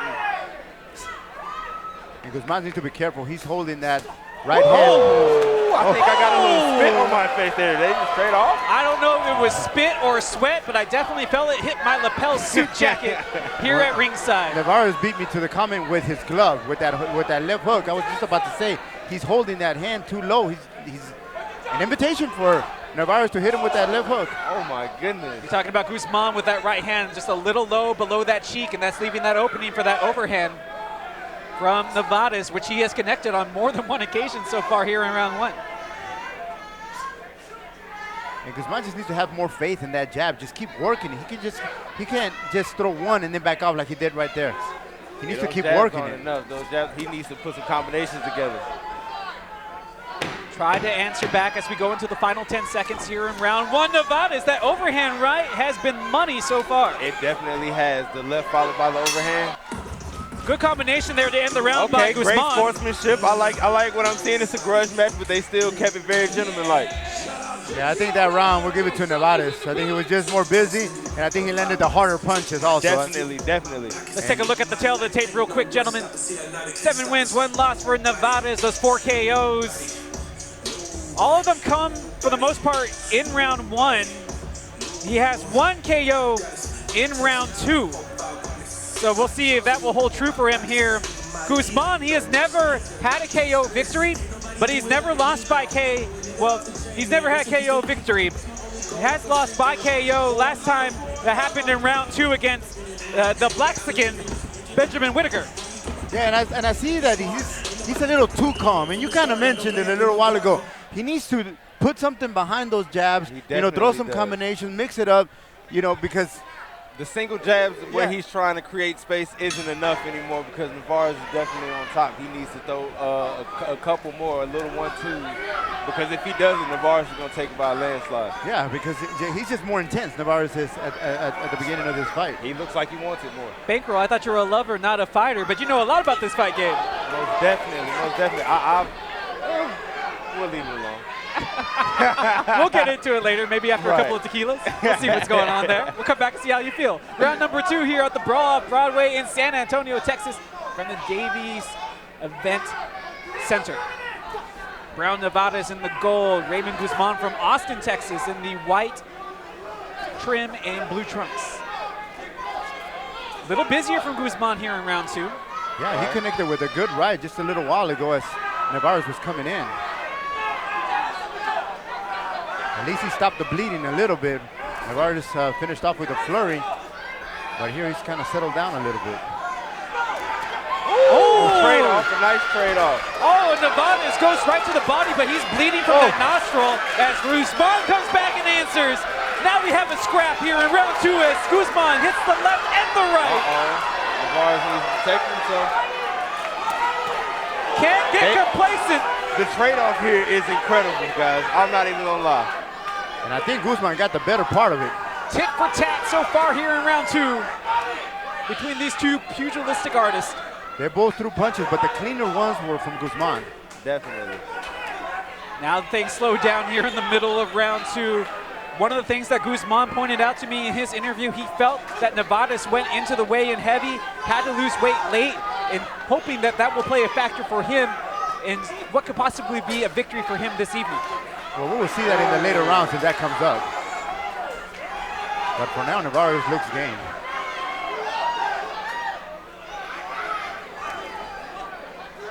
This is the first time Novores is going to go 6 rounds in his career. But that doesn't seem to faze him here in round 2 as he again connects with the overhand right. With a lot of energy. But you have to imagine there has to be a window somewhere in there, Gustavo, where Guzman can connect as he rushes in, does Brown. Yeah, definitely.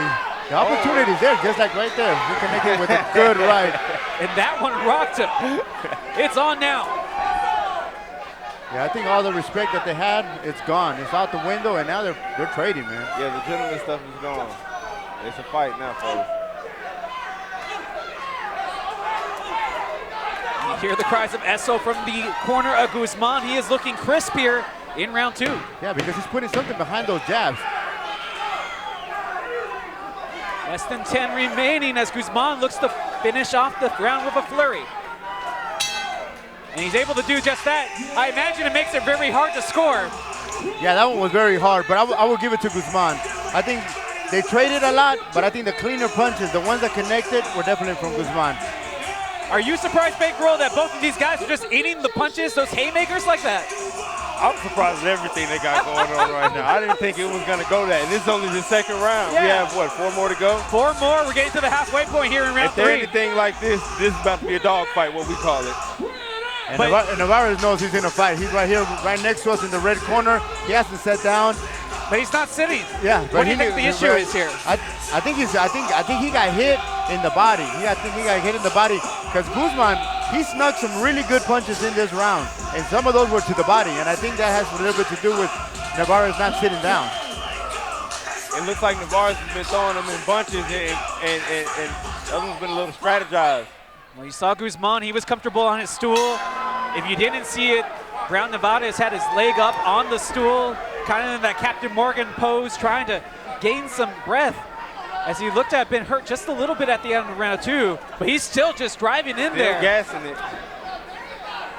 And those are brawler-style punches, no regard for his own defense. Yeah, he probably keep his hands up a little bit. Get a little protection in there, because that's how Guzman snuck it in there last time. Man, but you see Guzman, even though he's throwing a flurry of punches Novores is, Guzman just stays in front of him, letting him work, and maybe that's the game plan, to tire him out and get him in the later rounds. Oh, but he caught him, did Brown Novores, again with another overhand right. And they keep on adding up. You figure that's going to send Guzman to the canvas eventually. Another right. But I'm impressed with Guzman's chin so far. All right, combination to the body. And now our first tie-up, and you have to imagine this was going to happen. Both of these guys have been expending a lot of energy early. 1 for 1 there on the exchange. go. I was about to say Novores needs to stay out the center of the punchline. He needs to do a little more moving around there. Yeah, but Guzman, you know, he's been overwhelmed. You know, Novores has been coming at him with a lot, but he's calm. You can sense the calmness, and Novores seems a little bit. Right, the composure makes me a little nervous. Yeah. The composure makes me feel like he has something up his sleeve. You guys talk about composure. It seems that Guzman has found the rhythm of this fight. Right. And that can be dangerous for Brown as he starts to get tired about midway through all these rounds. We are here in round 3, the vacant USA Texas State middleweight title on the line for these two combatants. And you see Guzman getting comfortable with the jab, but also getting comfortable in the counter punching. He didn't have any answers in round 1. He started getting some answers in round 2, but he seems to be asking the questions here in round 3. Right. And he made Brown look silly there. I feel like he's trying to attempting to take control. Very curious to see what the next round looks like. And Novores was lucky that he missed that high and that Guzman didn't make him pay for it.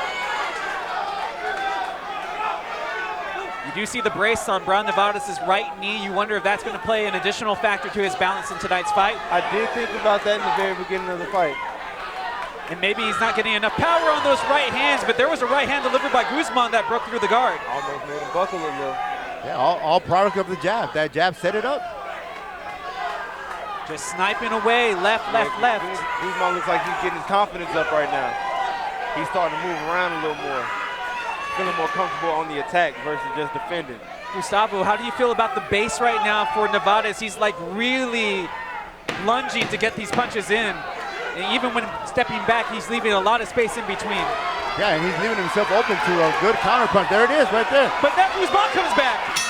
And both these fellas tying up once again as Guzman looked very comfortable in round 3. Yeah, but you see Novores threw a flurry of punches to the body, not connecting very much, but the one that ended up clean shot on Novores' face was from Guzman, coming up with a little upper jab kind of punch that connected very well at the very end.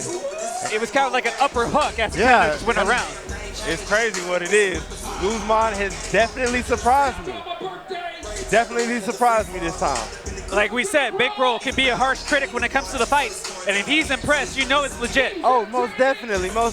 It takes a lot because I've seen some lucky stuff get off and I've seen some skill. This looks like Guzman knows what he's doing in this one. He definitely waited to find out the tactics and the method he needs to take against Novores. I feel like Novores needs to take a step back and re-strategize another game plan because this might not last too long if he doesn't.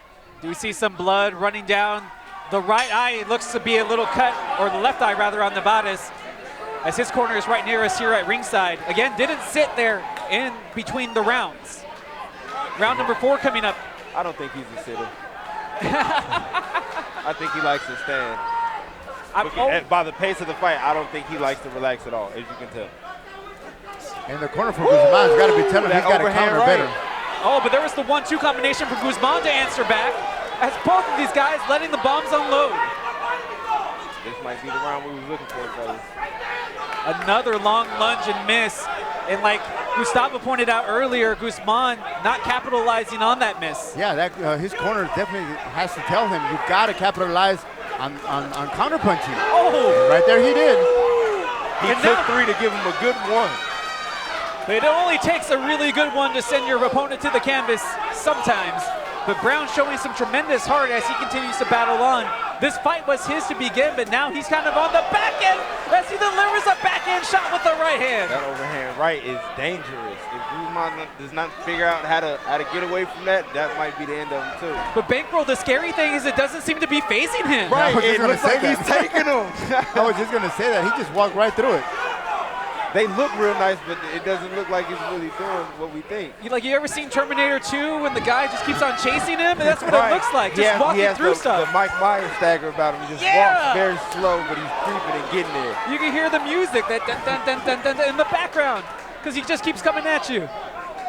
About midway through here in round 4 of what has been just a slobber knocker, and I mean that literally, as spit has been flying from both of them.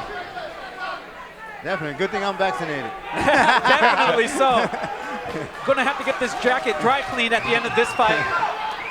Brown answers back with a quick left tap and goes back to the body. Good combination from him. Novores needs to get away from those ropes. That's not where he wants to be. He needs to get back in the middle and try to take back control of it. It looked like he gave up, he surrendered his control of the fight. If you didn't know, you should know that this is a rematch. Because to me, it's apparent that these guys are very familiar with each other. And neither one of them really backing down from one another. Missed with the overhand right. He hasn't missed too often tonight, has Novores. That time he connects, some more spit knives. But Brown against the ropes. Yeah, but Guzman's not capitalizing on that. He got him against the rope. He's got to unload when he got him against the rope. Guzman with the height advantage and a little bit of a reach too. Guzman seems to be a little content just getting him to the rope just so he can rest. He's got to unload when you got him here. I see what you're saying now. He probes in with those 2 jabs, backs off, but then eats the overhand right sometimes when he backs off. But so far in control of round number 4. And now the fight's getting a little hard to score. And this is what happens. Because Novores is more busy. He may not be that connecting a lot, but that sometimes impresses the judges because you're the one that's dictating the fight. Even though Guzman is connecting, but it gets tricky. You don't want to go to the coast. You don't want to go to the scorecard with a fight like this because it could go either way. And I think that's what's been happening, and the reason why we continue to have a grudge because the fight goes in this fashion. Yeah, you can see why the last one went to a decision. It's just because there wasn't a whole lot separating them. Because like you just pointed out, Gustavo and Bankreaux, like while he might not be connecting Brown with a lot of clean punches, he always leaves you with that one stunning punch that makes it seem like he's really doing a lot of work. Yeah, and that sometimes impresses the judges. But you look at a lot of those shots he's been throwing, Guzman's been doing a good job of rolling off and catching him with the elbows. But that overhand right, when he connects hard, and I can see where that could sway the judges as we get closer and closer here in those championship rounds. Round number 5 of 6 for the vacant USA Texas State Middleweight Championship. And where they left off in round 4, they pick up here in round 5. Right, this is definitely a dogfight.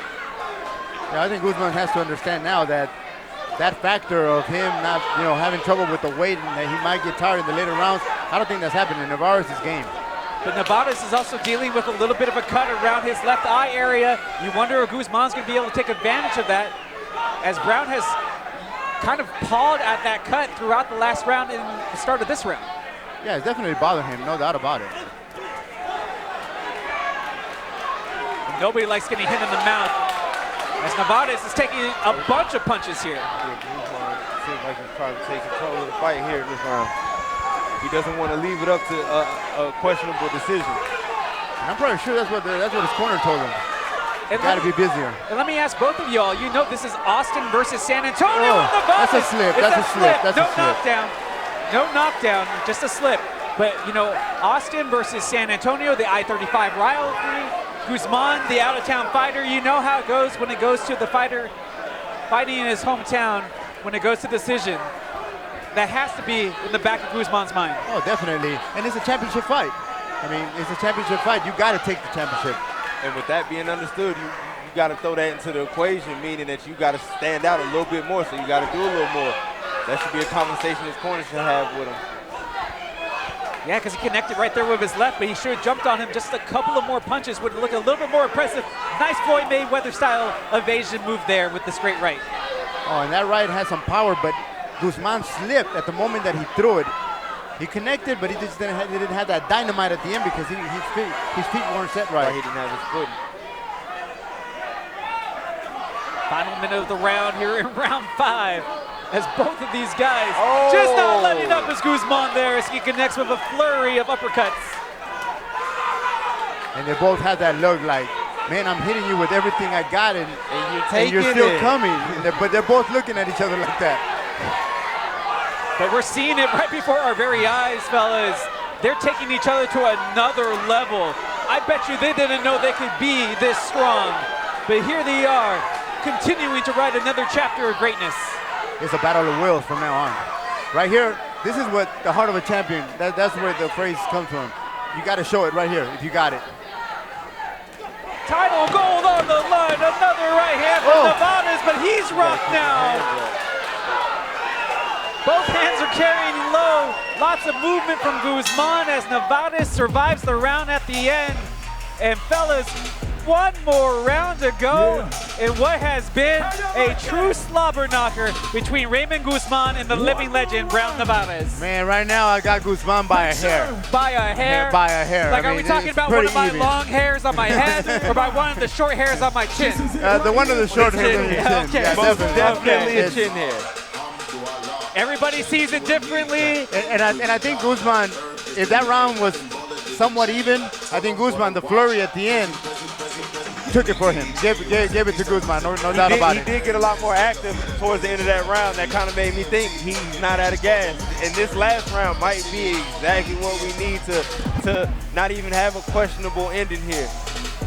Yeah, if it was even, he definitely stole it at the last 10 seconds of the fight, of that round. That's the thing. I feel like the very last 10 seconds of this final round could change the tide of who walks away with a championship here tonight. Final round in the championship on the line.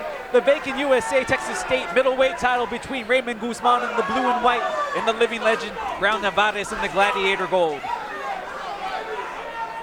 A rematch from the last time these two met back in May. No winner then in that 4-round fight. And I got a question for them. Who wants it more? It's as simple as that. I am waiting to see what will be the moment that will get Bankreaux out of his seat and get him live, viral, all over the world. I have a feeling that moment's coming. Novores in trouble, but staying on his feet, but he's eating a lot of punches. Oh man, Guzman is definitely trying to take control. Novores looks like he's kind of gassed on this one. That mouth is heavy and open. Guzman looking calm as we have 2 minutes left in the round, and he knows that he's going to have to turn it on here at the end. Because it is a close fight. It can really go either way still. Yeah, but he's putting some distance now. Guzman is. He's completely dominating this round by far.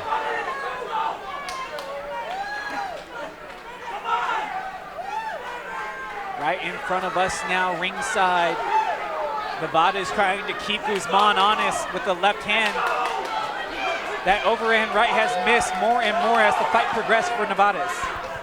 And they both got to dig deep. Guzman to close it off, and Novores just to find a miracle. Corner has to let him know, 1:20 left.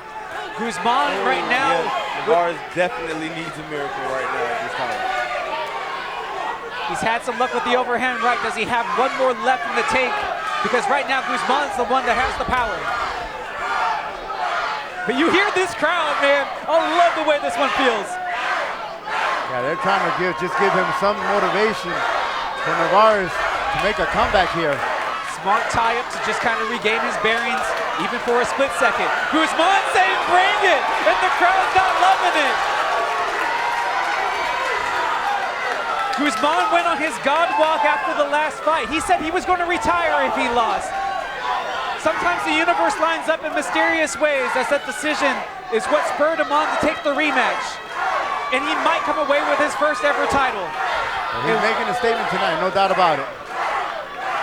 I love the work that Brown Novores puts in on the community, giving away those turkeys to feed those hungry families during Thanksgiving. He's been doing it for 12 years. But I don't think he's going to walk away as the people's champ here tonight, at least thus far. Here we go, here we go, here we go. Who has the gas left in the tank? Who's going to dig it?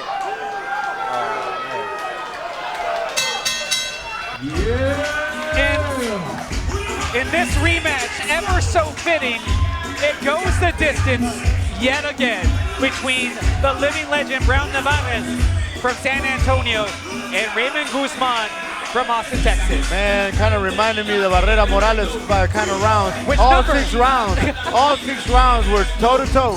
They went toe-to-toe, and man, I got to give respect to both of them. But I think tonight it was Guzman's night. I got him 4 rounds to 2. We'll see. But definitely Guzman, man, he started off slow, but he just definitely became, you know, the guy that dictated the fight, especially in the last 4 rounds. Bankreaux, what did you think after seeing both of these guys scrap at it? I'm not too sure. I was definitely going to ask you guys, where do you guys see it? It was a good one, but towards the end, it seemed like Guzman tried to turn it on, and he definitely did, and capitalized on a lot of opportunities that he sees. They're not paying me to score this fight, but it looks like it could be Guzman. But again, we're in San Antonio. You don't know how it can pan out, but hopefully we'll have a champion named at the end of this one. As, again, both of these guys giving us everything they had. And you can tell the crowd really appreciated it. Definitely. Obviously, the crowd's for Novores, and they tried to motivate him, especially at the very end when they saw that he was in trouble. But Guzman tonight, he looked determined to take that belt with him home. Well, both of those guys earned their shots of tequila from me here tonight. Let's go to Thomas Trieber up in the ring to see if we have a winner.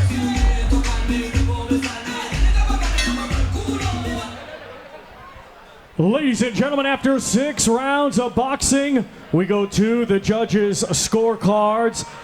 Judge Ray Campos scores it 60-54.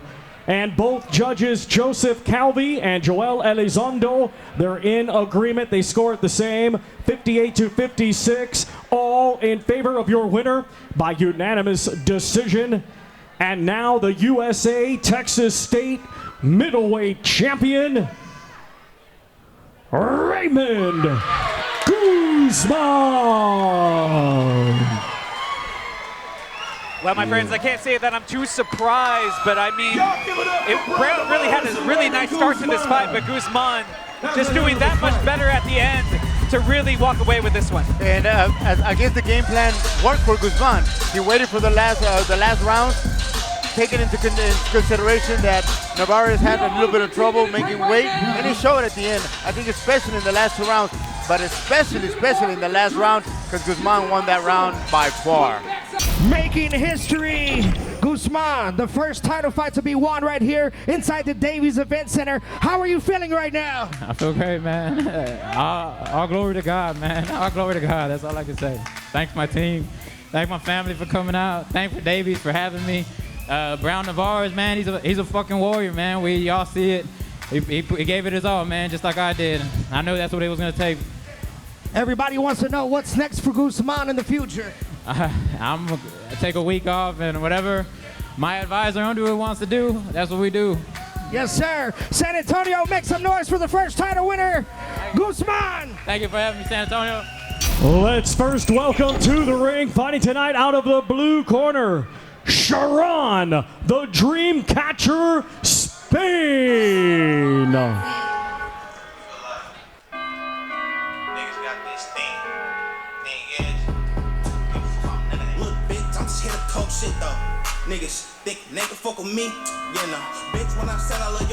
Welcome back, everyone. The Brawl Off Broadway brought to you by Davies Entertainment here at the Davies Event Center, San Antonio, Texas, as Sharon Spain makes his way to the ring. A very unique individual, honestly a really cool guy to talk to.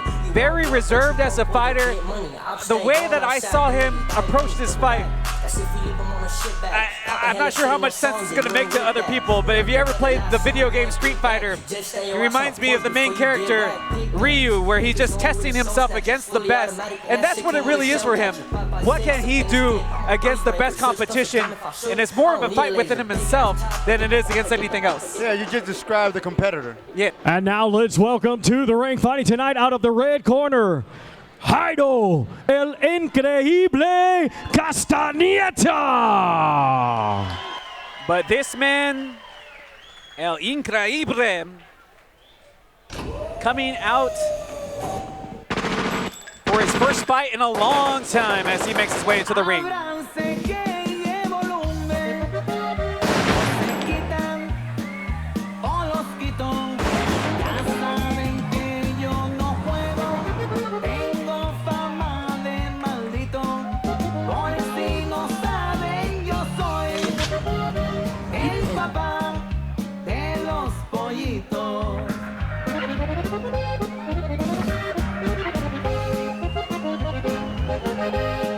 Heidel Castaneda making his way to the ring, first time fighting since 2018, so about a good 5-year layoff, give or take.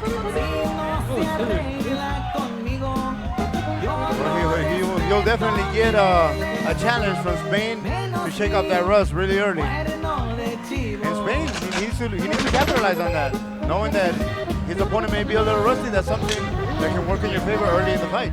I know you look at the boxing record for Spain, and we'll see it again here in a bit.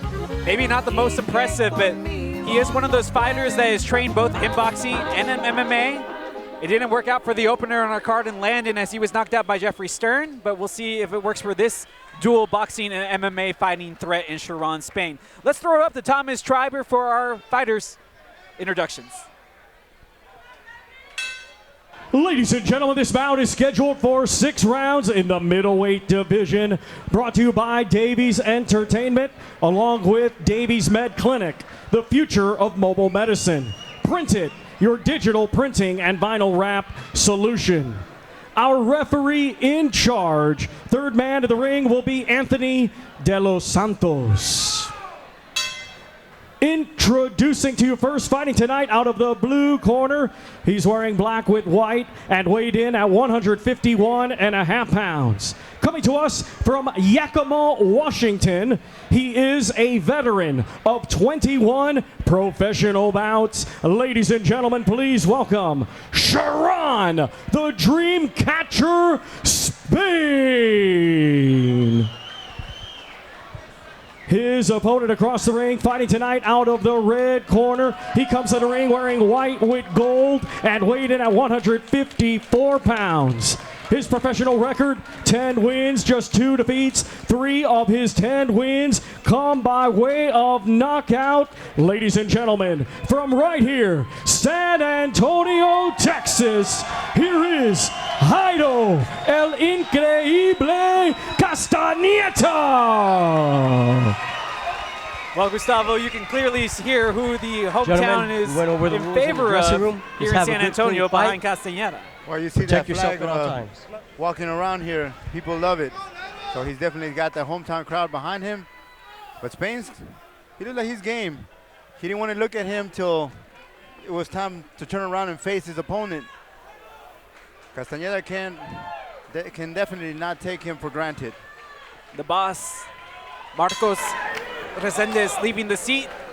That is filled by Bankreaux. Welcome back, my friend. Yes, Sirski.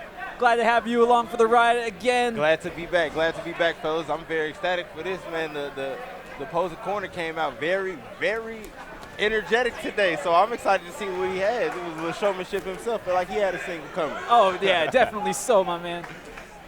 Well, let's see what Spain can do against Castaneda, who's coming in off of a long layoff, but he looks to be in really good shape for this fight. Oh, he came out with some really good jabs and a left hook that connected Spain early on. Spain, he has dropped his last 4 fights. The last 2 by way of unanimous decision. In round 6 was his last fight too, so he can go the distance in this 6-round fight. And he just looks sharper, Castaneda does at the beginning of this round. Castaneda digging in with a couple of those jabs earlier. Sharon, Spain dressed in the all black trunks with the black socks. As for Castaneda, the gold and white. Kind of going old school with the higher cut trunks. Reminds me of the guys back in the 80s. Yeah, it reminds you of Eric Morales. Jorge El Travieso Arce used to use those type of colors. That type of bling.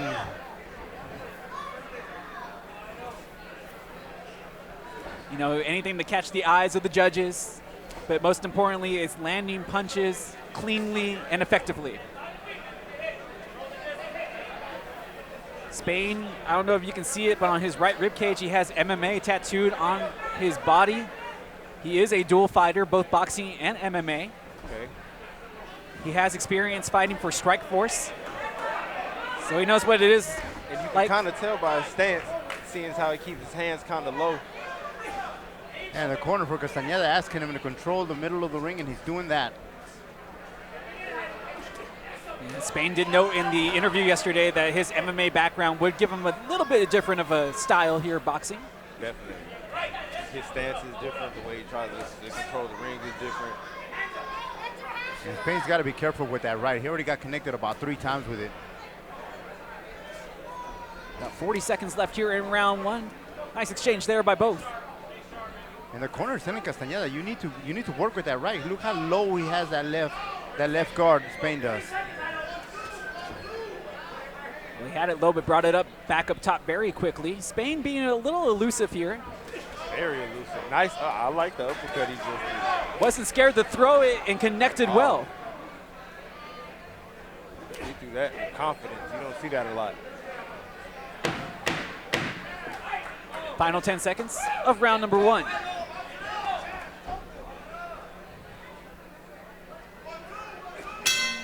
I don't know how much of a fill-out round that was, but definitely difficult to score. As both guys had some positives and a few negatives in that round. Yeah, definitely. Castaneda came out good with some jabs that connected with some hooks with the right. He did some work, but then Spain started countering very well at the second half of that round. So yeah, you're definitely right, Justin. It's very hard to score that round. I find it hard to give it to somebody, but if I'm going to give it to someone, it's the guy that started to push the fight, and that was Castaneda. So I will give him that round just for that. How do you feel about Sharon Spain standing in between rounds? We saw it last fight with Brown Novores. It didn't work out for him at the end as that one went to a decision. But I'm always kind of curious why fighters will choose to stand. I think it's for sight, just to tell the opponent, hey, I'm not tired, I'm in good shape, I'm ready to go the distance or whatever I got to do to win this fight. I think it's just kind of like a psychological. And also, it's very good for breathing. I feel like it's a little better to just be standing up straight.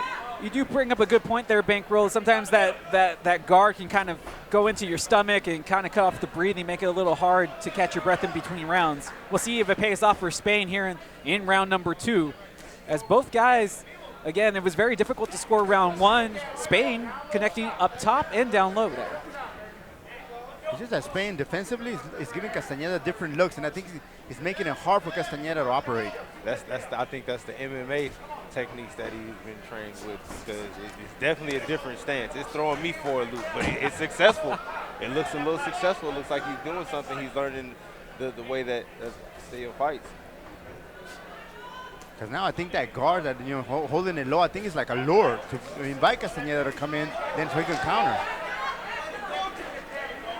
Kind of what Mayweather would like to do, try to bait people in and then hit them with that overhand right on the extension. I'm not sure if Spain's that quick, but I don't think so. But right now his game plan seems to be working as Castaneda, once again, coming off of a long layoff. Castaneda on the attack, and they have an amazing trade-off. This is becoming a very good fight right now. If anything, it looks like El Increíble will give us our first knockdown. That's it. He's not getting enough from that. Get him out of there, man. That looked like that hurt. That looked like it hurt him.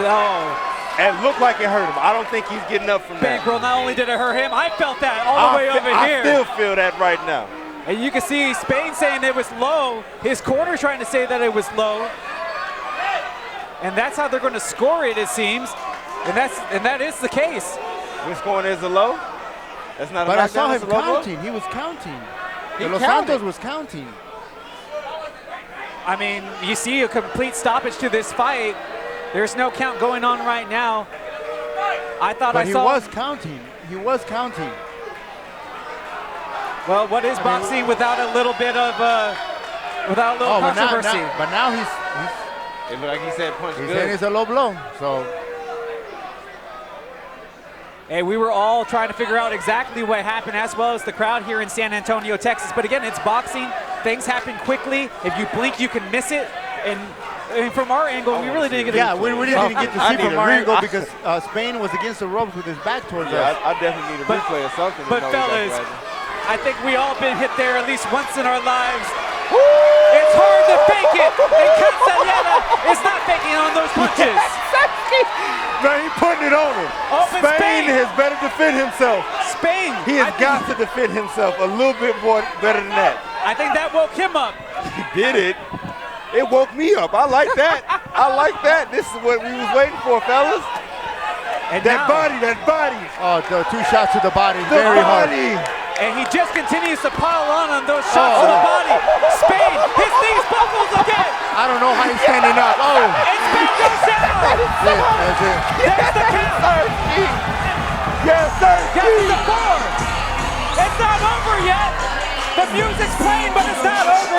this. Is he going to survive the round? He hit him everywhere from Maine to Spain. Oh my God! And Spain saying he's on his feet. Oh my God! The referee said he wasn't able to continue, but He said, I want to hit. I don't want to hear it. Justin, the refereeing in this bout was not very good. It's not very good.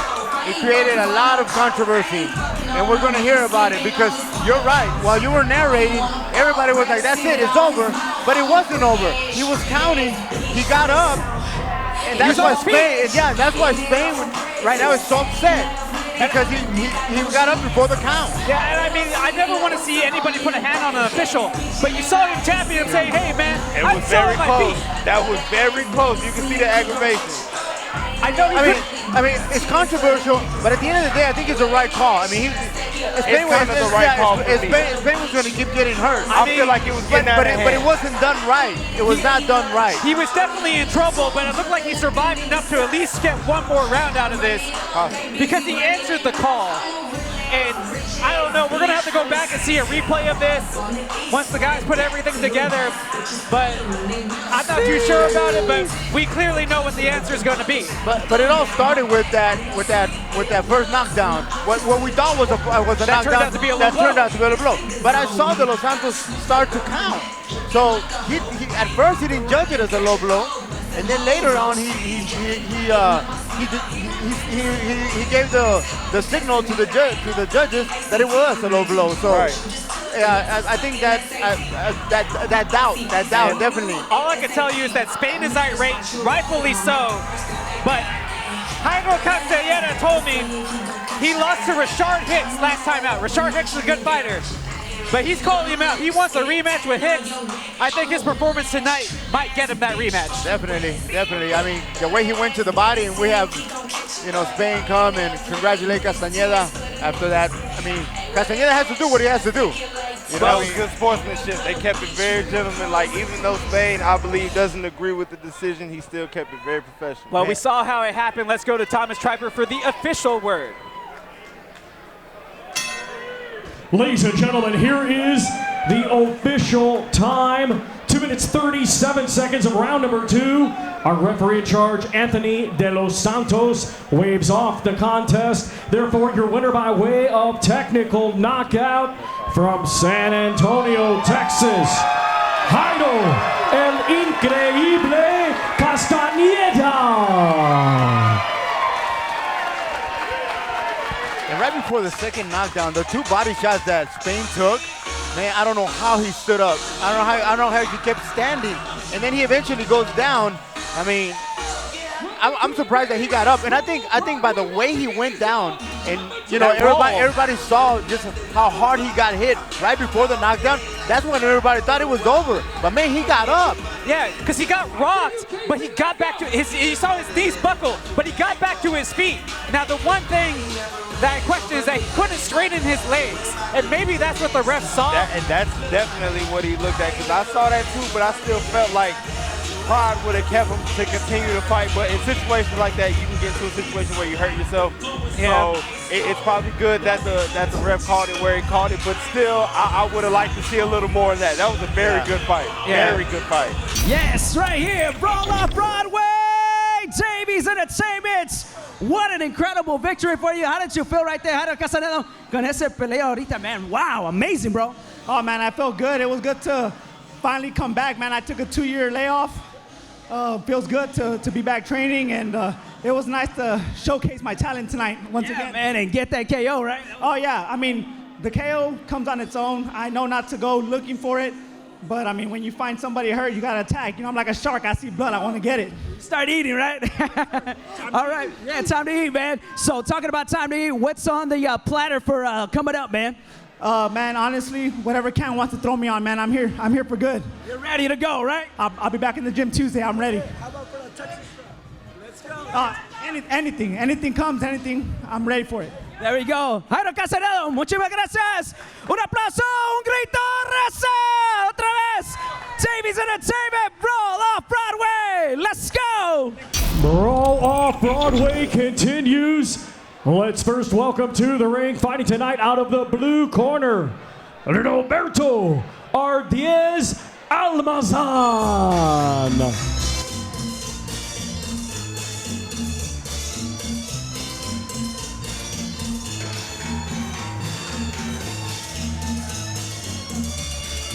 Welcome back to the Brawl Off Broadway.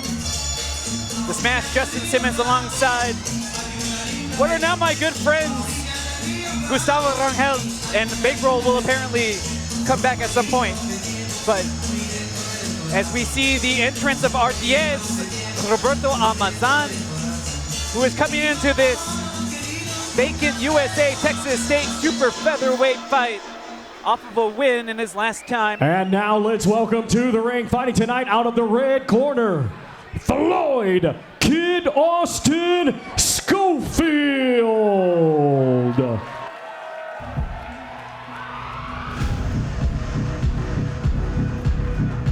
Talking about moves, this kid is making those moves as we get our first look at Kid Austin Floyd Schofield Jr. Yeah, this guy, man, keep an eye on him because he looks like he's in for some big things. You know, the word legit gets thrown around a lot, but when we say legit, this kid has it. Speed, composure, patience, and power. At such a young age. So impressive.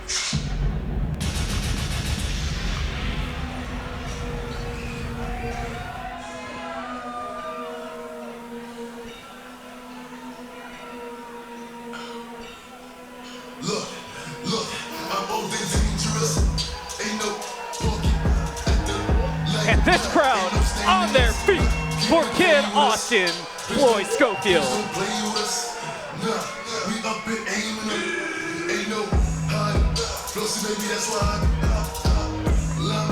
And the cell phones are out.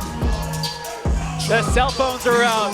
They have the bright lights on to get a glimpse of somebody very special in the fight game.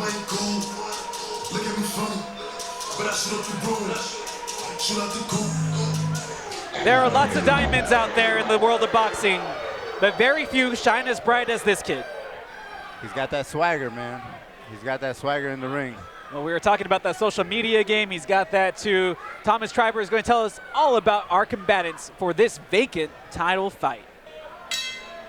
Ladies and gentlemen, this bout is scheduled for 6 rounds, and it will be for the vacant USA Texas State Super Featherweight Championship. Brought to you by Davies Entertainment, along with Broadway, 50/50, Alamo Heights, new menu, same cold beer, your bar misses you, come visit. The Amped Project, join the revolution. It is sanctioned by the Texas Department of Licensing and Regulation, Executive Director Greg Alvarez. Our 3 judges scoring on a 10-point must system will be Joseph Calvi, Ray Campos, and Gino Garcia. When the bell rings, our referee in charge, third man in the ring, will be Angel Mendez. Introducing to you first, fighting tonight out of the blue corner, he comes to the ring wearing the colors of Mexico, green, white, and red, and weighed in at 128 3/4 pounds. He has a professional record of 10 wins, 14 defeats, with 4 of his 10 wins coming by way of knockout.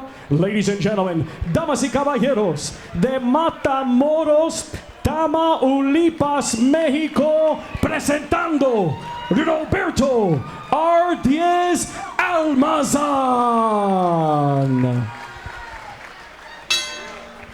His opponent across the ring in this championship contest, fighting tonight out of the red corner. He comes to the ring wearing gold and black and weighed in at 127 3/4 pounds. His professional record, undefeated with 6 wins. 5 of his 6 wins come by way of knockout. Ladies and gentlemen, fighting out of San Antonio, Texas, by way of Austin, here is Floyd Kid Austin Schofield.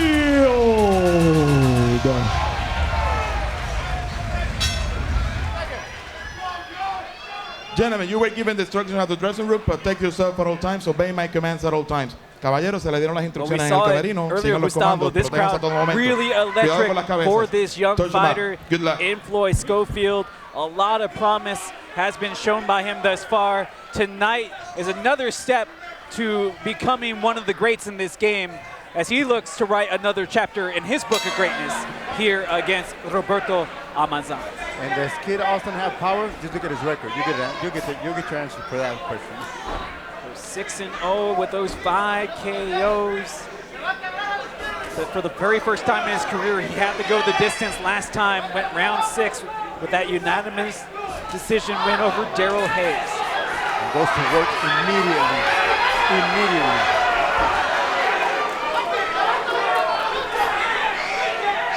It's amazing how composed he was when he could continue the pounce, but he's trying to stick to the game plan.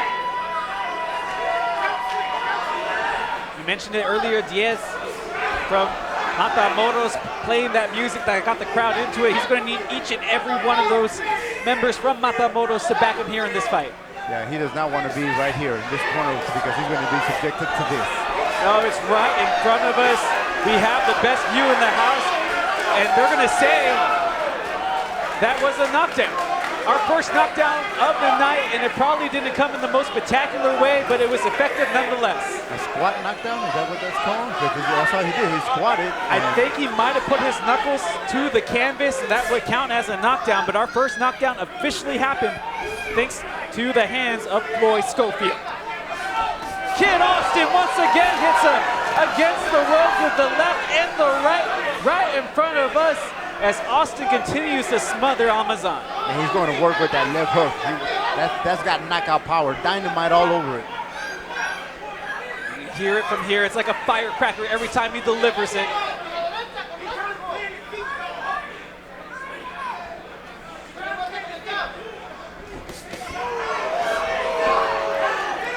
Schofield's father, the trainer here, Floyd Sr., giving him his instructions, and so far, so good. But Amazon goes from one corner to the other. He's got to get out of there. If this was a game of 4 posts, he might be the winner. But right now in trouble, he takes another seat. Kid Austin, electrifying here in round 1. Amazon doesn't look too confident. Kid Austin just unloading all over Amazon. 35 seconds left in round 1. Amazon is going to be looking just to survive as he takes a bit of a slip.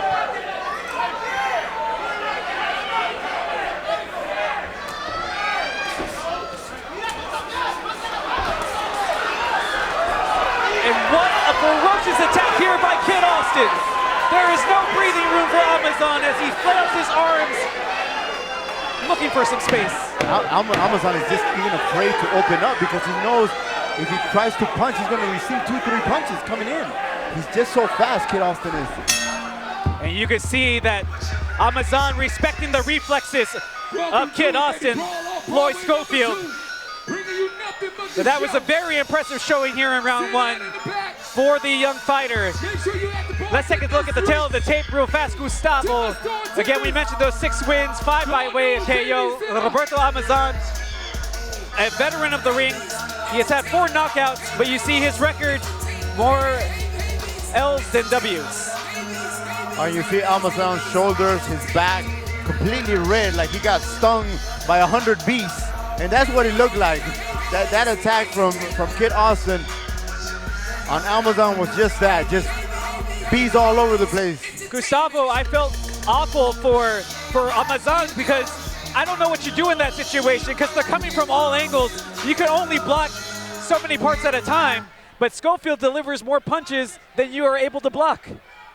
Yeah, you can see the fear of him opening up because he knows as soon as he counters, he's going to get 2-3 punches coming in.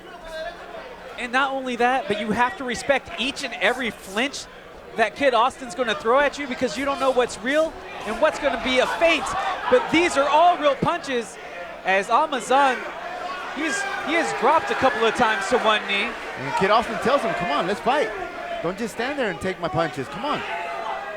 Right now, it's looking a bit like a sparring session for Kid Austin. as he sends him down to the canvas, but it's going to be ruled a slip. And that But why is he frustrating. ruling it a slip? If Kid Austin's connecting.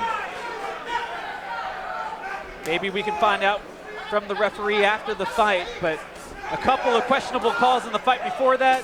Some questionable non-knockdowns, but there was no doubt about that one as he connected with the overhand right to send him down to the third time to the canvas. And I don't know if he went down because of the body shot or the blow to the head. Well, it but doesn't both of them were pure dynamite. It doesn't matter how he fell, because at the end of the day, he was not going to get back up. And it was a quick night's work for another showing from this impressive youngster, Kid Austin Floyd Schofield Jr. Every punch that he threw, Justin, had venom on it. Every punch was, he was getting stung by a black mamba over and over and over again. That's what it was. Every one of those punches was like a bite of a black mamba. It had venom, lethal venom in it. I couldn't say it any better myself, my friend. Each and every hit, it didn't leave a lot of room for comfort for Almazad. He's not even breathing hard, Kid Austin. I mean, I don't think he threw a jab. He didn't have to. I think every punch that he threw was a power punch. He knew that he had the respect of his opponent, and he had him, for the lack of a better word, a little apprehensive about what could possibly happen, and he took advantage of that, did Schofield Jr. But this is what you expect from top fighters. When they have the opportunity to put it away, they put it away. Let's just get the official word here from Thomas Trieber up in the ring. Ladies and gentlemen, here is the official time. 1 minute, 1 second of round number 2. Our referee in charge, Angel Mendez, reaches the count of 10. Therefore, your winner by way of knockout, still undefeated, and now the USA Texas State Super Featherweight Champion, Floyd Kid Austin Schofield. Man, and you see the smiles in his corner and the way they look at him. They know what they got on their hands. This young kid is special, my friends. I didn't get into his whole story. Obviously, they have come through a lot. But his first ever title, now a champion, is this young prospect who is hot on everybody's radar. The new USA Texas State Super Featherweight Champion. It will probably be the first belt of many, and what we hope will be an illustrious career for Floyd Schofield. You know, everybody pays for pay-per-view fights, you know, and of course, you know, there's other big names. But man, when you see this, you know, you see the early, you know, the early coming up of a fighter, man, there's nothing like seeing that pure hunger, you know, on display. And we see it tonight in this kid. And pretty soon, we're going to see him on pay-per-view cards. I have no doubt. We got a really good deal sitting here ringside to watch this exciting talent here from the Davies Event Center. And the people here at the Brawl Off Broadway, you want to talk about value for your ticket? It's going to cost a whole lot more to see this kid very soon. No doubt about it. No doubt about it. San Antonio, Texas, how you feeling out there? Make some noise! Floyd, the Kid Austin Schofield, you got the title. You've actually seen history being made yourself being here at Davies. You've seen the walls go up. You've seen the ring go up. How does it feel to fight right here inside Davies Event Center? Oh, it's amazing. Like, being embraced like I am and, you know, being treated like family, like, it's amazing. And I could call San Antonio my home. Of course, sky's the limit. We've seen you train. San Antonio has seen you box. What's in the future for Kid Austin? Oh, being undisputed 3 to 4 times in 3 different weight classes. And just taking on the best. I want to fight the best, you know. You can't be the best without fighting them. San Antonio, make some noise. Floyd Schofield! Let's now welcome to the ring our main event participants. First, from Dallas, Texas, Charles, the Champ Clark. Welcome back, everyone. this is what we have been waiting for. It is main event time here at the Brawl Off Broadway in San Antonio, Texas, at the Davies Event Center. It's been a fantastic night. Myself, Justin Simmons, alongside my good friend Gustavo Rangel. And Gustavo, I think you agree, every fight we have seen has been putting us on the edge of our seats. But tonight, in this main event, we're going to see a kid real special.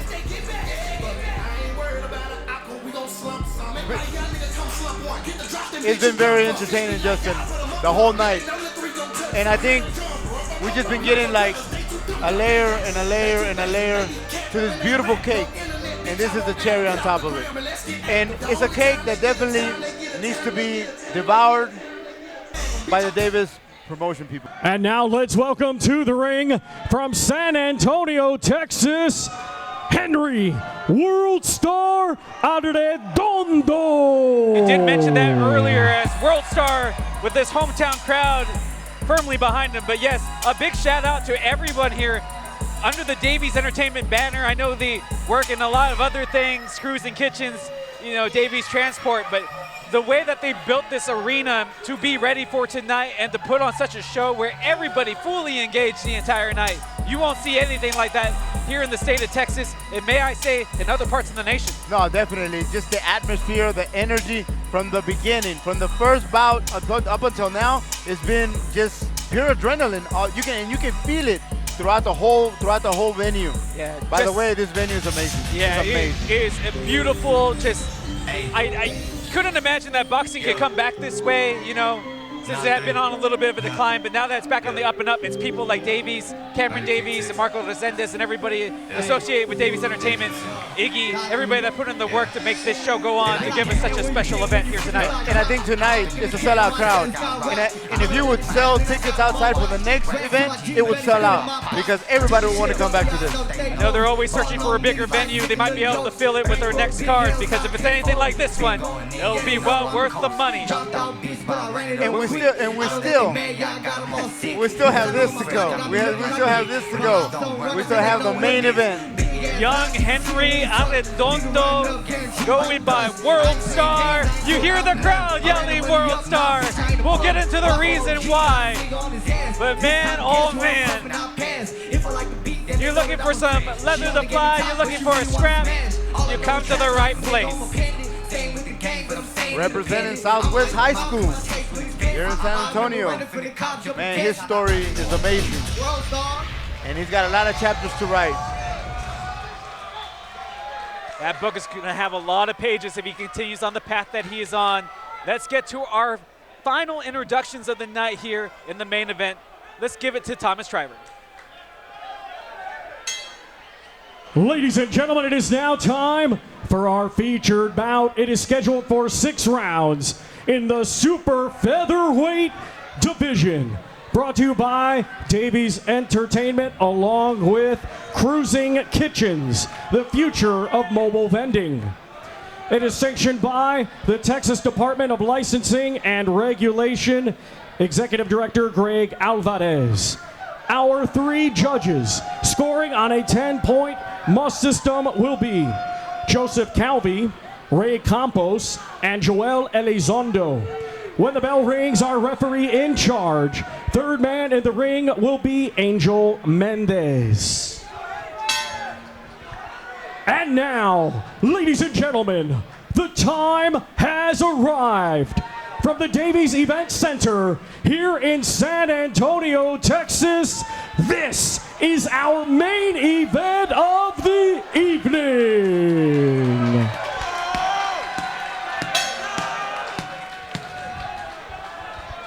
Introducing to you first, fighting to my right out of the blue corner, he comes to the ring wearing black with gold and weighed in at 127 pounds.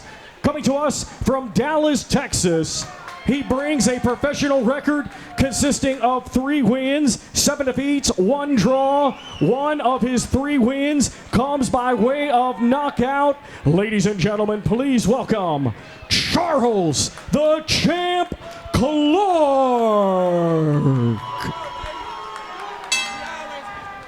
And his opponent across the ring in this main event, fighting tonight out of the red corner. He comes to the ring tonight wearing white and weighed in at 127.5 pounds. His professional record, 7 wins, just 1 defeat. 4 of his 7 wins come by way of knockout. Ladies and gentlemen, from right here, San Antonio, Texas, here is Henry World Star Arredondo. Man, oh man, you see this crowd, they're on their feet for their own. Gentlemen, you will get the instructions in the dressing room. Protect yourself at all times. Obey my commands at all times. Wash your hands. Fight hard. Fight clean. But now Touch it's him up up. to him to perform like we know he can as he takes on the champ, Charles Clark. Clark, we were talking about before we even got to this point, as we get set for round number 1, a lot of trash talk in that weigh-in from Clark to Arredondo. Let's see if that trash talk will pay off, or if it's going to be a big mistake for Charles Clark. Well, I think he made a mistake. He called him short. He said he was too small. And nothing infuriates a shorter person, let me tell you, because I'm short. I was going to say, to tell me that I'm short. I look eye to eye to you. I think we're all about 5'7", and nobody that's 5'7" wants to be called small or short, because it's not about the size of the dog. It's about the size of the dog in the fight. We're going to see it tonight.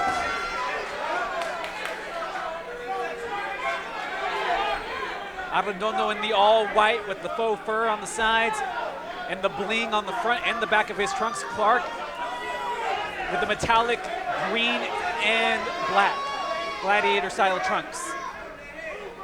And each one of them sizing the other one up. Just getting a feel for the fight. Clark, he may have been a little bit more overconfident coming into this fight, as he eats some body punches there. He told me this is the first time he had a real training camp coach, the whole 9 yards, to get prepared for a fight of this magnitude. He connects with a very good right. Arredondo was stunned with that right. But Clark was kind of afraid to finish it up, to come back with something more. Some good sportsmanship shown there between the two. Arredondo 7-1 with 4 KOs. Has 1 KO in round 1. Make it 2 actually in round 1. Well, they both have sent their respective messages, and both of them have said, "I'm here to fight." But you can definitely hear that pop off of the leather when Arredondo throws. And he's swiping at him hard but missing. Clark a little elusive, even though he's in the corner right now. And Arredondo, every time he gets him in the corner, up until now, goes to the body.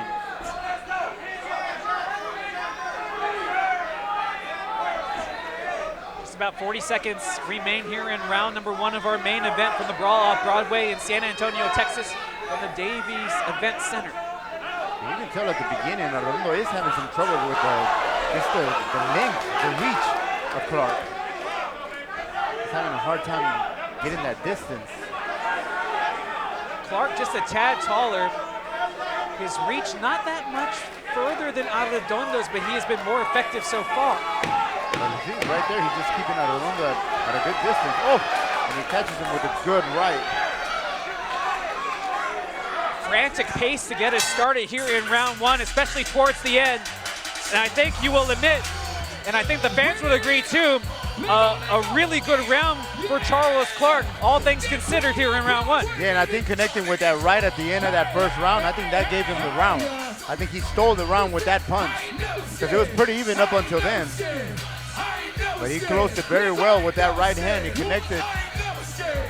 Arredondo took it well, but I think definitely the judges may give that round to Clark just because of that last punch. Let's take a look at our tail of our tape very quickly here as we get set for the start of round number 2. But Charles Clark does have 7 defeats, 2 of them by way of KO. But if you're a man that looks at the stats, it's got to bode well as you see the virtual ring grills here, only brought to you by Davies Entertainment. These guys have thought about it all. No doubt about it. But Clark, he had been knocked down once in his career in round 1, but he's staggered there. Round 2 already starting with some fireworks. And here comes Clark though. But Arredondo not afraid to swipe and swipe hard. Yeah, he caught him coming in with that left, caught him well.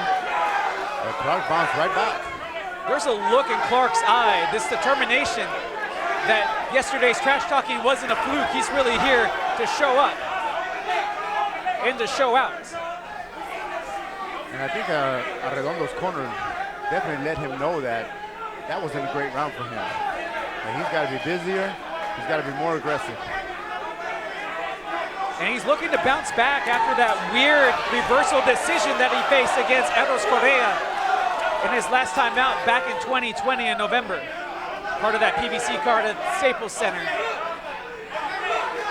that last combination from Arredondo was very good. Finished it up with a good uppercut. Both of these guys locking horns right in the middle of the ring. He's listening to his corner. They're yelling uppercut, uppercut, and right there he's disconnected with him. Oh, but there comes back Charles Clark with a shot to the body, trying to keep Arredondo honest. As Arredondo, he wants to continue stalking Clark. And there is successful.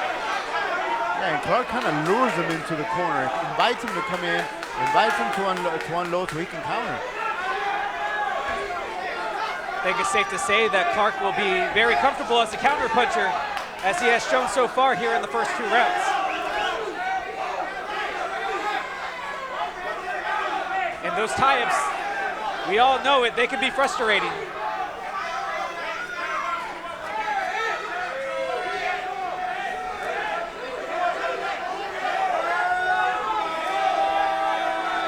This crowd live and rowdy here in San Antonio for their hometown product, as world star Henry Arredondo continues to try to push Clark into a spot he doesn't want to be.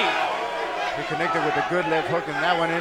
It's kind of frustrating for Arredondo when Clark puts that glove out there like he's doing now, because he doesn't seem to know how to go in and attack when he does that. Definitely is slowing him down on his attack. Probably making it hard for him to see, but he didn't miss with the overhand right. And immediately Clark puts up his gloves. And he looks to tie up. Smart boxing to survive the round. But he definitely got rocked, and I think that woke him up to something he wasn't ready for. You know, I gave the first round to Clark because I think he stole it at the end. But this round, Arredondo definitely was the guy that dictated that whole round from start to finish.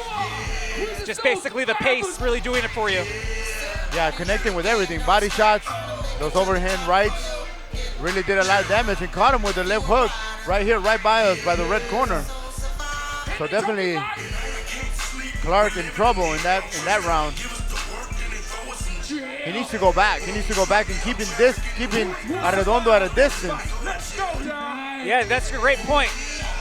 Here in round 2, we really started seeing them kind of butt heads with each other in the middle of the ring. In round 1, it wasn't like that. Clark had comfortable space.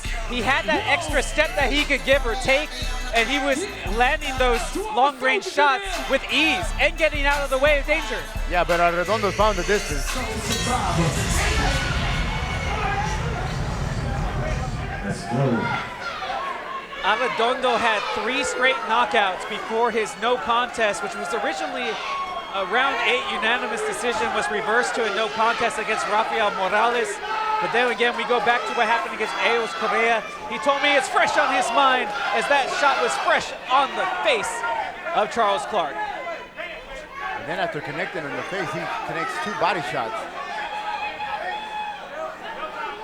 Commentators, he breaks from right to left. And there he starts to dig in with those body punches. There's Arredondo. Yeah, that's something that he's doing and Clark is not doing. I don't think Clark has connected a body shot up to this point. You figure this accentuated head movement will definitely help against that outstretched arm of Clark now. as it's making Clark have to think about how he wants to approach Arredondo. That was probably the first body shot Clark threw. Didn't land, but at least he tried in that aspect. Now you're seeing that distance again that he was trying to achieve, or he was successful in achieving in round 1 here in round 3. As we're sitting right here at ringside, you can feel that sweat glisten off of them. And after getting caught with a hook, Clark smiles at Arredondo.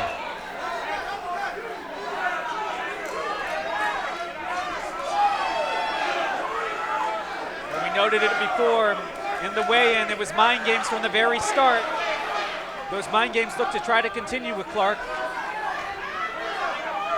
And Clark is gonna just keep luring him to that corner and counter. That's basically the game plan, but it's not working out so well for him. Do you think he's trying to tire Arredondo with these punches? Yeah, but he's getting punished. And Arredondo doesn't look like he's getting tired. He's not even breathing hard.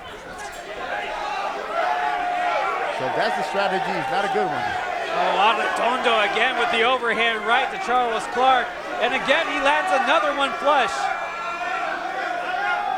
But Clark trying to keep the distance. But he's been backed into a corner many times tonight. Yeah, but it's not working anymore. Arredondo's determined now. And every time he goes in, he at least connects twice. It's been corner post to corner post for Charles Clark so far. A few answers back with the left hand, but he seemed to have been, except for right there, afraid to let it go with the right.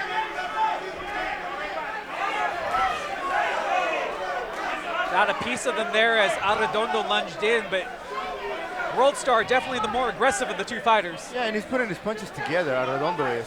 Clark is just throwing the big punch occasionally. And that's not going to do it against a fighter that just keeps coming on him. Again, you have to say it is smart on the tie-up there just to survive, but Arredondo not having any of it as he punches his way out of the tie-up. And that could have been real trouble there. The bell saved him. The bell saved Clark. He was about to go down. 2 more seconds, and he would have been on his knee. So after a slow start, Arredondo has taken over this fight completely. Yeah, round 1 looked to have been a filling out period for World Star, but after that, he seems to have really settled in here against Charles Clark. Yeah, now that at first it was working, luring him in and countering Arredondo, but now every time he's luring him in, he's getting blasted, and he's just getting blasted. And that's it. I think they're throwing the towel. They're throwing the towel. That's it. Well, we didn't get the knockout that we were expecting. You hear the crowd not happy. And Arredondo just found out. He said he wants to go more, but a win is a win.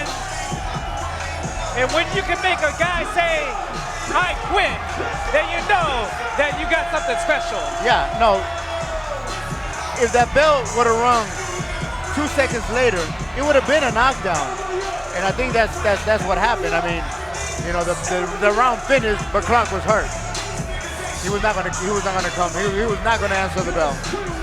But rightfully so, World Star Henry Arredondo celebrating with the hometown crowd here in San Antonio. And after a couple of rough patches, the no contest, the weird decision against Ambrose Correa, it's good to see the youngster bounce back on what is a promising right career. And it was very telling the way he started kind of slow.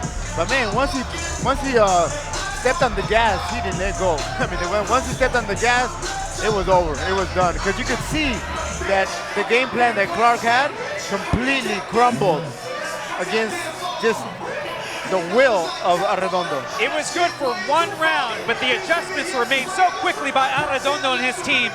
And after that, it was pure domination from World Star. Yeah, because at first that, just trying to keep that glove out there, keeping him at a distance was kind of working, but that defense fell pretty quickly. World Star got his name by knocking out a much bigger kid in the school cafeteria, and it went viral on World Star. After seeing the power that this kid has, I don't know why anybody would want to pick a fight with him. Let's go to Thomas Trieber for our official announcement. Ladies and gentlemen, after 3 completed rounds of boxing, the blue corner has advised our referee in charge, Angel Mendez, to stop the contest. Therefore, your winner by technical knockout from San Antonio, Texas, Henry World Star Arredondo.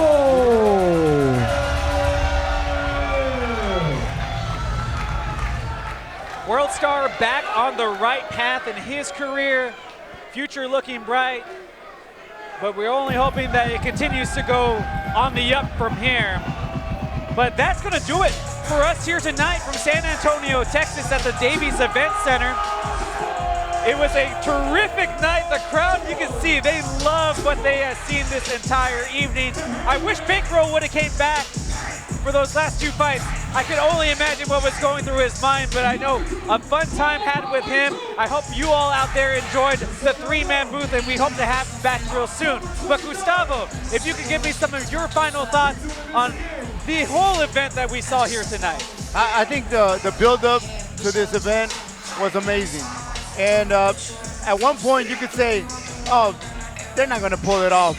But man, they not only pulled it off, they exceeded all expectations tonight as far as the venue, as far as the atmosphere, the energy from the DJ, from the drummer, the announcers, the fighters that came to fight. I mean, it's an event that I'm pretty sure everybody's still here. Everybody's still here. So, I mean, so the event exceeded all expectations, no doubt about that. And man, let's do it again. Oh, hell yeah, bro. Let's run it one more time. That's what I'm talking about. Let's run it back, you all. Right now, word on the street, we're looking at maybe October 23rd in San Antonio. Make sure you keep looking at the Brawl Off Broadway Instagram for more details, and follow Davies Entertainment to find out more. But you can tell the fights have ended. It's time to party. Gustavo, thanks again, man, for joining me on the ride. No, thank you, Justin, man. It was a pleasure, and I hope to do it again. Man, I had so much fun. Thank you. I definitely look forward to it again. A big shout out to everybody from Davies Entertainment, all the workers who put this together. Marcos RESENDEZ for producing, and of course the man himself, Cameron Davies, with the vision and for making it happen. Big ups also to Keith Underwood, the matchmaker. Great fights made here tonight. And a big thanks to all of you for watching the Brawl Off Broadway. We look forward to doing it again. We hope you join us here at Davies Entertainment for some more exciting boxing. For Gustavo Rangel, for Bankreaux, I'm the Smash Justin Simmons, and we look forward to seeing you again real soon.